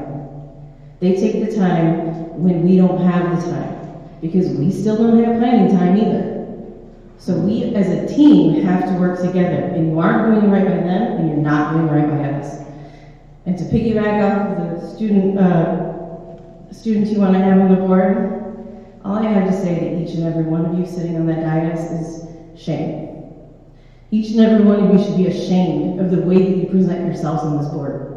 There isn't a single one of you that knows how to be professional. There isn't a single one of you that understands Robert's Rules of Orders. The last time that I sat in this auditorium, at the last meeting, the only business that you conducted was to send yourselves on a vacation to Traverse City. And you shouldn't even have done that, because it wasn't in order. You don't do the business of the district, and you can sit here and argue and yell at each other about who isn't doing what, but none of you are doing what is in the best interest of our kids and our community. You want to talk about everybody having nostalgia for Central. I went to Central. I graduated from Central. Of course I love that building. But the reality is, I want to have it demolished because I live in that neighborhood. And I see the blight every single day. I see my friends, people who I grew up with, their parents, their personal records on occasion on the lawn with their social security cards, chairs, paper. We all know that it's happening. If I trusted this administration, and by that I mean the people on this stage, to actually take action, I would say, yeah, let's consider renovating. Nobody has trust. We don't trust you. So yeah, demolish it. Make it better for our community, because you don't take care of the buildings that have children in them. So what makes anybody in this community think that you're going to do anything with the properties that are abandoned?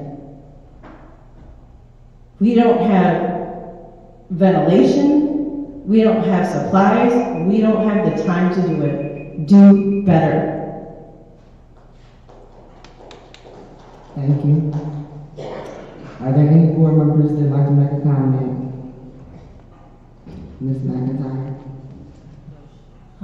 I'd like to make a motion that we add a closed door session to talk about the SEIU contract and come to a decision as an entire board. Everyone's received the emails. We have the package proposals to review that. You'll have enough time Tuesday, and we can finally come to a decision as a board. I would like to make that motion, that we add that to the agenda, and that it be a closed door discussion to finalize that as a board. Support. I support. Yes. It has been moved and supported, except for, I don't know if that's legal for negotiations, and then, is it a closed meeting, was this gonna be an open meeting for Tuesday, did we specify that? Because now with that motion, it would have to be a closed. We're not supposed to negotiate, go ahead. She asked for a closed session. Okay, so that's different from the special meeting that we had made a motion on, though. So she's asking to closed do session. that same way. You're asking to do it before and not together or concurrent, is that your motion? We can have a closed session. Prior to? No, in the meeting. because this. we Go have into to- closed session. We have to have, yeah, to go into closed session, because we have to in order to Yeah, talk about because you this. Like, can't we're, do that. we're required to do that, and it's, you know, we've, Right. because of last week, we just weren't able to, so to expedite the process, yeah. And I'm all for that, I'm just trying to get understanding, because you know, with certain stuff dealing with negotiations, so I was trying to see, is this during the meeting, before the meeting, after the meeting? Right, now that, yeah, there's negotiations. and- Okay, so the motion is to go into closed session to discuss, the payrolls contract situation as a board. It was moved and properly seconded. Is there any further discussion? Ms. Williams, did you have your hand I had second, so. up? Okay. Chris, discussion, yes, ma'am. Any discussion? Chris? Yeah, so the last that I knew, my understanding was that the parties were negotiating. Well, I mean, are they at an impasse, are they not talking? What? Point of information, there is a tentative proposal in your email that we need to come together as a whole board to discuss, and we need to do it in closed session. So the stumbling block right now is just a matter of getting that closed door session so we can come together as a whole board and then move forward and make a decision to advise the negotiation committee so that they can make an official offer recommendation and we can validate it as a board. and Tim Gardner is also waiting on us to get back with him with a date. So you have emails, so please look at the emails from the Trim law firm. You've got those back and forth, you have all the information you need before coming to discuss it on Tuesday.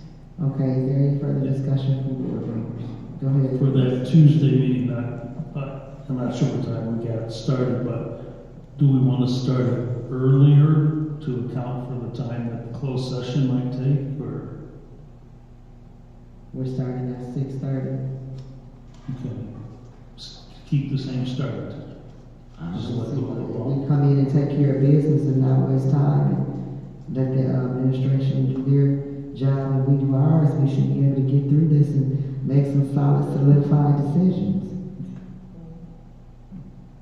Is there any further discussion from the board? Seeing there's no further discussion, we're going to take a roll call vote. So, go ahead, Mr. Captain. So, We have to, Go ahead. okay. Oh, wait, you want a motion? Yeah, I'm sorry, I thought you were asking if there was any other comments. Well, I'm sorry. well, before we start voting, you have something you'd like to say? not about this. Okay. I'm sorry. Okay. Yeah. So, yes, we are in the middle of a roll call vote then. So as I call your name, signify by saying yes to address this in our up-and-coming meeting Tuesday, or no to oppose. Pastor Gilbert. Yes. Chris Delarose. Yes. Linda Booth. Yes. Laura McIntyre. Yes. Joyce Ellis Neal. Yes. And myself, Carol McIntosh, yes. And the motion passes 6 yes, none opposed, that we add this to our Tuesday meeting so we can get our information together. Is there anything else, Pastor, Superintendent? No, I'll wait. till Okay. comments. Yeah, so, at the training, last week, that we had, it was mentioned, I had mentioned, and it was probably known before I mentioned it, that there might be some federal money coming down the pipeline for The infrastructure. infrastructure to tear down schools. Yes, I also heard the same at the state level. absolutely. So unless one of our community partners wants to tear down a school, I would suggest that we not spend any general fund money to tear down schools at this point until we know what kind of money, how much, how it can be used, what the parameters are on it to tear down a building. So it would be unfortunate if we could even afford to tear down all the buildings we need. I didn't think we was gonna tear down all the buildings. No, whatever ones, down, some say that it should be rehabbed. You know, Washington needs to get cleaned up over there, and the list goes on. But if there's money coming down the pipeline, I would wait before we, the district, spend any of our money to do that, unless one of our community partners comes forward and say, hey, we don't care, we'll use our money to tear it down, or whatever needs to be done. Is there any further discussion? I had a memory lapse here. Wanted to bring up a motion on something we had discussed about earlier, and I'm trying to look at some notes here, and I'm just not sure what it's done. Does anyone remember? We're on remarks from individual board members, is that where we're at? Yes, we are. Yeah. So I wanted to bring up that motion, which we agreed to later on, but I just don't recall where it was at. Is there any other discussion from any other board members?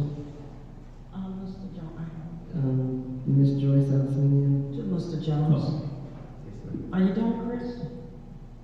No, I do remember, but. Oh, go ahead. If you remember, go ahead. So I'd like to present a motion, make a motion that each board member be given a hard copy, paper copy of their check stub every time we're paid, indicating what we're paid. Sorry to interrupt, but you added that to our special meeting Tuesday for us to discuss. Has that been added? And we passed it, and we voted on it, that it was Okay. discussed Tuesday. Okay. Okay. Is there any other, okay, Joyce Ellison McNeil had her hand up. Is there any other board members that want to speak to, so I can put you on the list and go in order? Mr. Jones, I just probably want you to give us an update. It don't have to be tonight. You had presented us with a proposal, a grant proposal as it relates to Central, as it relates to our strategic plan. And that proposal lined up with our strategic plan. And my question to you is that are we continuing to write the proposal to get grant money for that project on Central? It's not that the board had not planned on doing anything with Central, but prior, all the way up to that, we was working on that proposal all the way up to August. And also, Mr. Jones, the community wants to know why have the community partnership hasn't been halted or what, because we had voted on that, and a couple of them said they had an interview with you, I'm not for sure, and they need an update on that community partnership based on all the information we got from the forum, and we did go into that agreement to help address those needs of the community. So there's a couple of things that I would like to have information on, and kind of let us know what it is that we're going to actually do with Central, because while we're working on the grant, and you sent out the proposal and everything, and I would like to know, is there a dead end of what we're doing now, because the board is kind of in two different directions. So I can speak to the proposal piece. As we provided and had discussions on the proposal, I think that we need to go back into that discussion, and I think Tuesday might help kind of drive some of that conversation once we start talking about the finances of the district and making some decisions on what we have on the agenda. And I think that conversation will open up there, but the proposal is in your hands. And so my question from the proposal is this what the board wants to do? This is what the administration has provided the board. Let's tear it up. All right, let's go through it. Let's say, hey, what about this instead of that? Just have the conversation. Right. So your second one, I think that we're going to have more conversation on that, because of the cost of some of those things are way higher than we thought it would be for one entity, and also some information given to me from Assistant Superintendent Murphy about the community partnership. I think we need to have more conversation, so I will bring that to you Tuesday. I appreciate that, because We had got the legal opinion on it, we had did a lot of work on it, and, you know, a lot of, had people standing here thinking, and part of us agreed that it had to be part of community participation in it, and we had them present, their proposal, and you guys kind of selected a couple of them that you liked. And I thought that was pretty good, and teachers really liked the ASL, as well. So that is a conversation that I think that we should continue, and then let the board make that decision. Sure. We should move forward. Sure. Thank you. Is there any other board members? Okay, I want to say something. We'll go back to you, because you had your chance. I just want to say to the board, whether I'm here or not, I would like to see Central addressed, because all of that stuff over there has been modified, fixed up, and everybody that has an investment over there has addressed their issues. They didn't check with the public to see if they can have something nice for the people that they serve. They got in there and did it. For us, in this district, and I agree with Mr. Del Maroney that the infrastructure bill, I've been heard about it a long time ago when we got the first drop of ESSER money. Here's the problem. The Republicans have been blocking the infrastructure bill. That's not to say that it's not going to pass. It can pass. Here's my point. We have ESSER funds that we can move around legally, as long as we follow the guidelines, that can cover a lot of our bills that usually come out of general fund. Now, I don't like to spend our general funds because we need our general dollars, but it's kind of like, in my mind, now or never, because we've been waiting on $200 million from partners. We've been waiting on this person to help us. The city just got allocations that they could have designated monies to whoever they chose in the city. We had a council person get up here and speak about how we need to address Washington. Well, you're in the city council, you could have brought that to your constituents and said, hey, let's help the community schools out because they are a part of our city. Let's tear Washington down since it's already down from what she said. And they could have allocated a few of their dollars to help us out, but they chose not to. Everybody wants the burden on our back and wants us to make the decisions, but when you try to make the decisions, because like the superintendent said, we had 10 to 12 community forums. We've been looking at Whittier Central like that for 2 decades. We've discussed it with the public, and the generations have turned over. My point is this. We now have the money where we can afford to do it. That's not the pleasure of the district. That's fine. But we need to make that, like, whether I'm here or not, the next group needs to make that their top priority. Because what's happening to us concerning that property is other people want it. It's prime real estate. It's a prime location. Flint is in the midst of being turned around. And we can mess around and wait till we're broke and can't help ourselves and not tear it down and somebody take it from us and build a new high school from some students that's not ours if we keep dragging our feet. At what point will we be mature enough to carry ourselves, especially when we got a grand opportunity to do this, still survive, still make it, still pay people?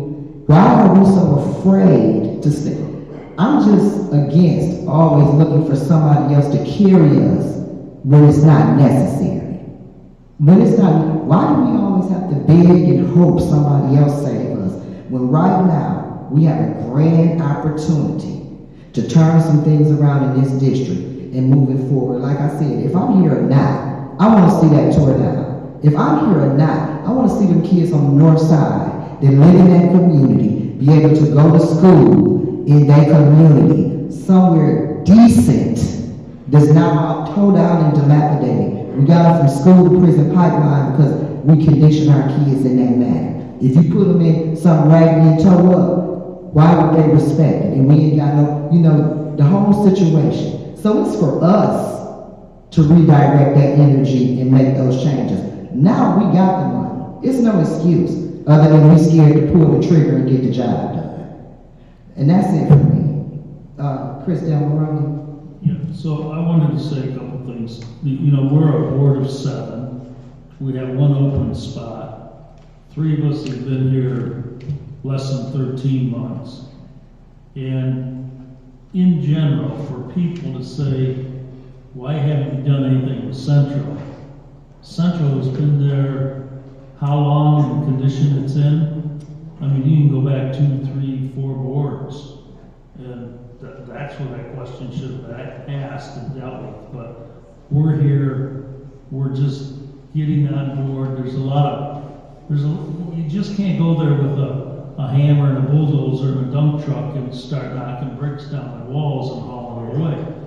There's a lot of background work that needs to get done as far as asbestos abatement, lead abatement. You know, the neighborhood, you don't want all that dust just flying around in the neighborhood. So some of that background work is being done, has been done, and now it's just a matter of, you know, as you said, pull the trigger, the plug, whatever. Central, I was arguing to close that when it was still open, when we had 4 high schools. You know, I mean, it was just, we didn't need 4 high schools at the time. But I was surprised to hear, if I heard her correctly, the teacher who said they were still not getting their planning time. I don't know what's going on with that. It seems like there was a grievance and a grievance settlement, and for that to be continuing, I'm not understanding that. So maybe we can get an answer from the administration or someone. You want me to answer? Yeah, I got one more point. We'll go ahead. So the board voted about a month ago, when we brought the recruiter information, right after the recruiter was to pay teachers for their planning time, because we have not been able to hire enough staff to give teachers their planning time. So that's been the same since last year. And the teacher's right. I mean, they should have their planning time, but we have to pay teachers for their planning right now, because they're planning on whenever they can, even if it's at home. We're paying them for that time because we don't have enough staff. Basically, we don't have enough specials like a music class or something like that in order to relieve the teachers for their planning time. That was part of the grievance settlement. In lieu of planning time, we'll pay you? Correct. Okay. All right, and the last thing is, I'd like to have a meeting, if we can try and pick some dates to, under not governance, what committee am I chairing?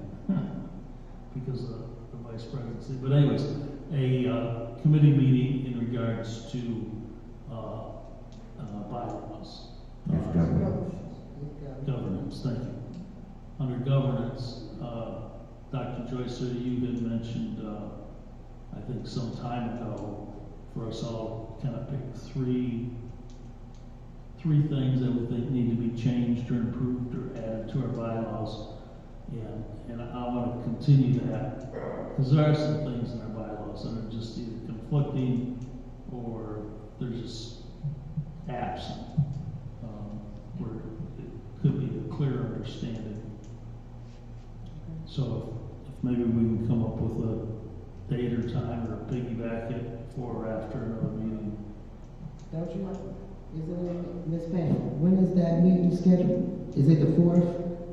Is it the 4th month, the governance meeting? What is that, the second Monday or the 4th? It was always just as needed. There was no fourth or first or second day. It was as needed. I thought it was on Mondays or something. I know most of the As committee needed, meetings it was are. always as needed. I would like to time in. Yeah, sure, go ahead. What we had discussed and how we went out to, to talk to MASB, is recommended because our bylaws and board package is just so that we have Neola come in and work with us so everybody can benefit from it, and just not us just going through and I don't want this and I don't want that, and just have a training on that. And we've been asking for that for a while. And I don't know if we can get this done before the new board members come on. I hope we get the same. We don't know how, but it does need to be addressed. But I recommend, because we have to include the superintendent and everybody on it as well when we start making changes to our bylaws and policy. And maybe we can get Neo to come in, they more than welcome, and say they would. Because our board is very dysfunctional. Well, and I think it has a lot to do with policy, misinterpretation of policies. Yeah, I believe though we as a board change our bylaws on our own, and we can have Neil look at them to give us some kind of lesson. We could, Chris, but because we have our own opinion and we have our own way of thinking, I just think that we have a non-biased person come in and work with the board, and look at how we change and how we govern. And that would require a vote. And that would require what? A vote, you know, how we do we want to yell To bring them in. Yeah, and you know, we're gonna change them up, but we're getting so close to the election, we just got a lot to do, and then try to throw that in, or do we wanna wait till after the election and just sit down and we do it as a board as a whole? But right about now, we got the week of Thanksgiving, we're not gonna be here. The week of Thanksgiving, we only got maybe one more board meeting in November. And I don't know what December's like. But we do need to make changes. It's obvious we need to make changes. Well, We have the 9th and the 16th in November. The 1916? Yes, correct me if I'm wrong, Pam, but I'm looking at it, it looks like we're the 9th and the 16th. And then in December, want to make sure the board understands that we have one meeting, that's December 14th. And then the next week, the district is closed. So it's one meeting scheduled. And what I've been told that even after the day of election, they got to certify those, it's gonna take maybe 5 or 6 days, after election. And the highest voter, the highest winner for the 6th year would take that seat after they certify the votes. And so, based on the election officials and what we got, that they take it, just based on what the information we got. But we don't know, we'll clarify that, again, but, based on the GISD letter that came out, they talked to the election official, the state, sent it to GISD, they sent it over to us. The highest voter of the 6-year term will take Danielle's seat, that highest voter. That is GISD, that's what they're saying. Then that next, the way that we have 2 appointees, that those 2 seats would be up after the certification. It's 2. They'll be up after they're certified. And so they'll send, Pam has that information, hopefully we can get that information, because it was some confusion. So we got a lot to get done as it relates to talking about changing policy. well, I saw that email that came from whoever talked about the highest vote leader. Now, I don't know where that came from, if that's from state law and GSID, but let me give you this scenario. There's a few of us running, at least 3 of us, I think, that are running for a 6-year term. What if one of us is the highest vote getter? So we give up our position here to take that one, and then that creates an opening here that we need to fill within 30 days. No, they continue. If Kara wins, the top vote, she comes in November. And she's just there in November. She's the 6-year top runner in November. And so that's it for that seat. She still gets her 6 years. Yeah, and what's that do for us? We're still operating at 6 members. No, because then you got to follow what they just told us, because the way they appointed people that came in. Then this is a 4-year seat. The highest runner in that 4-year seat comes in after the votes are certified in November. Same thing with the 2-year seat. That person comes in certified in November. Then you got your other 2 people that comes in regular. It's just the way that people left and came in.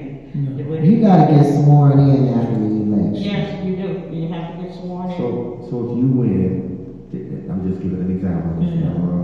The next highest vote getter will be sworn in by the GISD. For the 7th position. Yes. They have to feel that there is no law of how they do it. They just have to feel it. So that's the letter that we received. Well, I don't know how you get to 7. Now, are you telling me that, now, if the letter read that if the top vote getter is already a seated member, then we go to the next vote getter, the next highest, to fill the 7th position. So why would I, as your example, if I'm top vote getter, why would I take seat number 7, and then that person coming in would take what seat? My seat? And then we're going to pick precedents again between November and January 1st? Or vice presidents or whatever? I don't think it's seen as member 1, 2, 3, 4, 5, 6, 7. It's not seen as member 7. It's filling this seat. Right. But she You know what I'm saying? She named one seat, she named the whole election process. She said a 2-year seat, a 4-year seat. And a 6-year seat. See what I mean? And that's it, you can get the direction, they sent the letter, I am not making it. Right, I understand that, we're just trying to hash out the details, we gotta write the question. If there's, I hear the question, I will email the superintendent of GISD with the question, because I think the question is, what if one of us that are already seated is the top vote getter? That's the question. Yep. I'll get that information and send it to them. And I think the reasoning behind what she's saying now is because it was the vacant seats, which were Miss Wright, Miss Perry, and now Miss Green. Maybe, I'm just trying to make some sense of what she's saying and get an understanding as to why that would be, because previously during, the election, you take that seat in January, but those seats are vacated. So maybe that's why. And I still don't understand what GISD would have to do with it if votes are going in and you're running for the Flint Community School Board and you voted for that. Why would GISD need to be implemented in that? I don't know. Check, yeah, we're gonna need you. Because all seats will be taken January 1st. Right. You're saying no. But because The state can come in and just tell you what to do, that's all I can just say, let the state just come in and they'll just tell you themselves how that goes. Because no matter how you're gonna say it, because this is not what you want, but this is how the state have, and then I think they said they email your executive administration how these seats would look. It is because nobody can continue their whole term. Adrian left in the middle of something, she jumped in. And that's somebody else jumped in, and the way that they jumped in. So the state will have to just come in and do it and say it. They sent the letter out, and you can read the letter. And so let the state come in, so it won't be what I think, I don't like that idea myself. But I mean, I understand what you're saying. I got it better because those seats are vacant, like I said. So that would be the reason I would think. Now, I ain't sure. Now, I'm going to say that. But to make sense of what is being said, because those seats have been vacated, possibly is the reason why. Because that's 3 seats that have been vacated. they partial seats, they partial starts. So that's what I'm saying. So those seats have been vacated, so it left a partial term. So maybe that's why. You get a partial term, but the term ends December 31st. Right. That's not true for all. That's not true. I thought that Not for all. okay, I'm just saying. I thought that it was from December to. Not for all of the seats. The 6-year terms are supposed to start in January. However, because of the situation with the ISD appointment, the ISD has decided that one of those 6-year terms will be appointed right away. Okay, so 2 6-year terms. Wait. So how are they deciding they're gonna appoint somebody in a 6-year term when we got an election coming up? We don't need them to appoint nobody when we have an election, do we? The election will determine that. Okay. Okay, so then what do we need them for? Back to my question. Because we didn't fulfill the duty for the 30 days, so they still have the right and the space to appoint the member. So what about these two other spots? No, they're just supposed to appoint one, Okay. and the other spots are supposed to be voted in. Right. Okay. But I will get more clarity. Yeah, check that out. And I will also say that those individuals who are running for board seats, they missed an opportunity because they didn't raise their hand and say, appoint me. They could have had 3 months' experience under their belt. They could have went to some training last week, but nobody raised their hand. They raised it to run for office, but not to be in the office when there was an opening. And I was kind of leaving it at that. Thank you. Is there any other board members with comments? I have to make a comment. All right. So, in our last meeting, there was a statement made about the district using, I got that.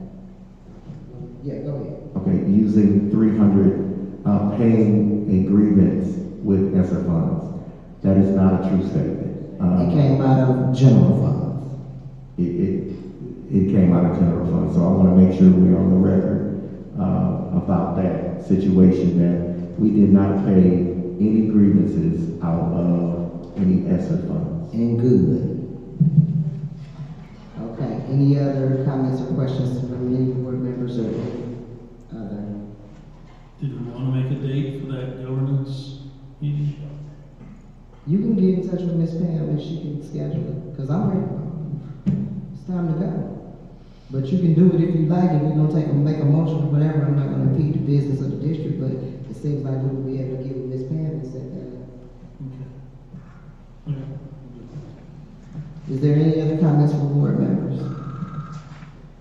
Seeing there's none, the time is 10:30 and this meeting is adjourned.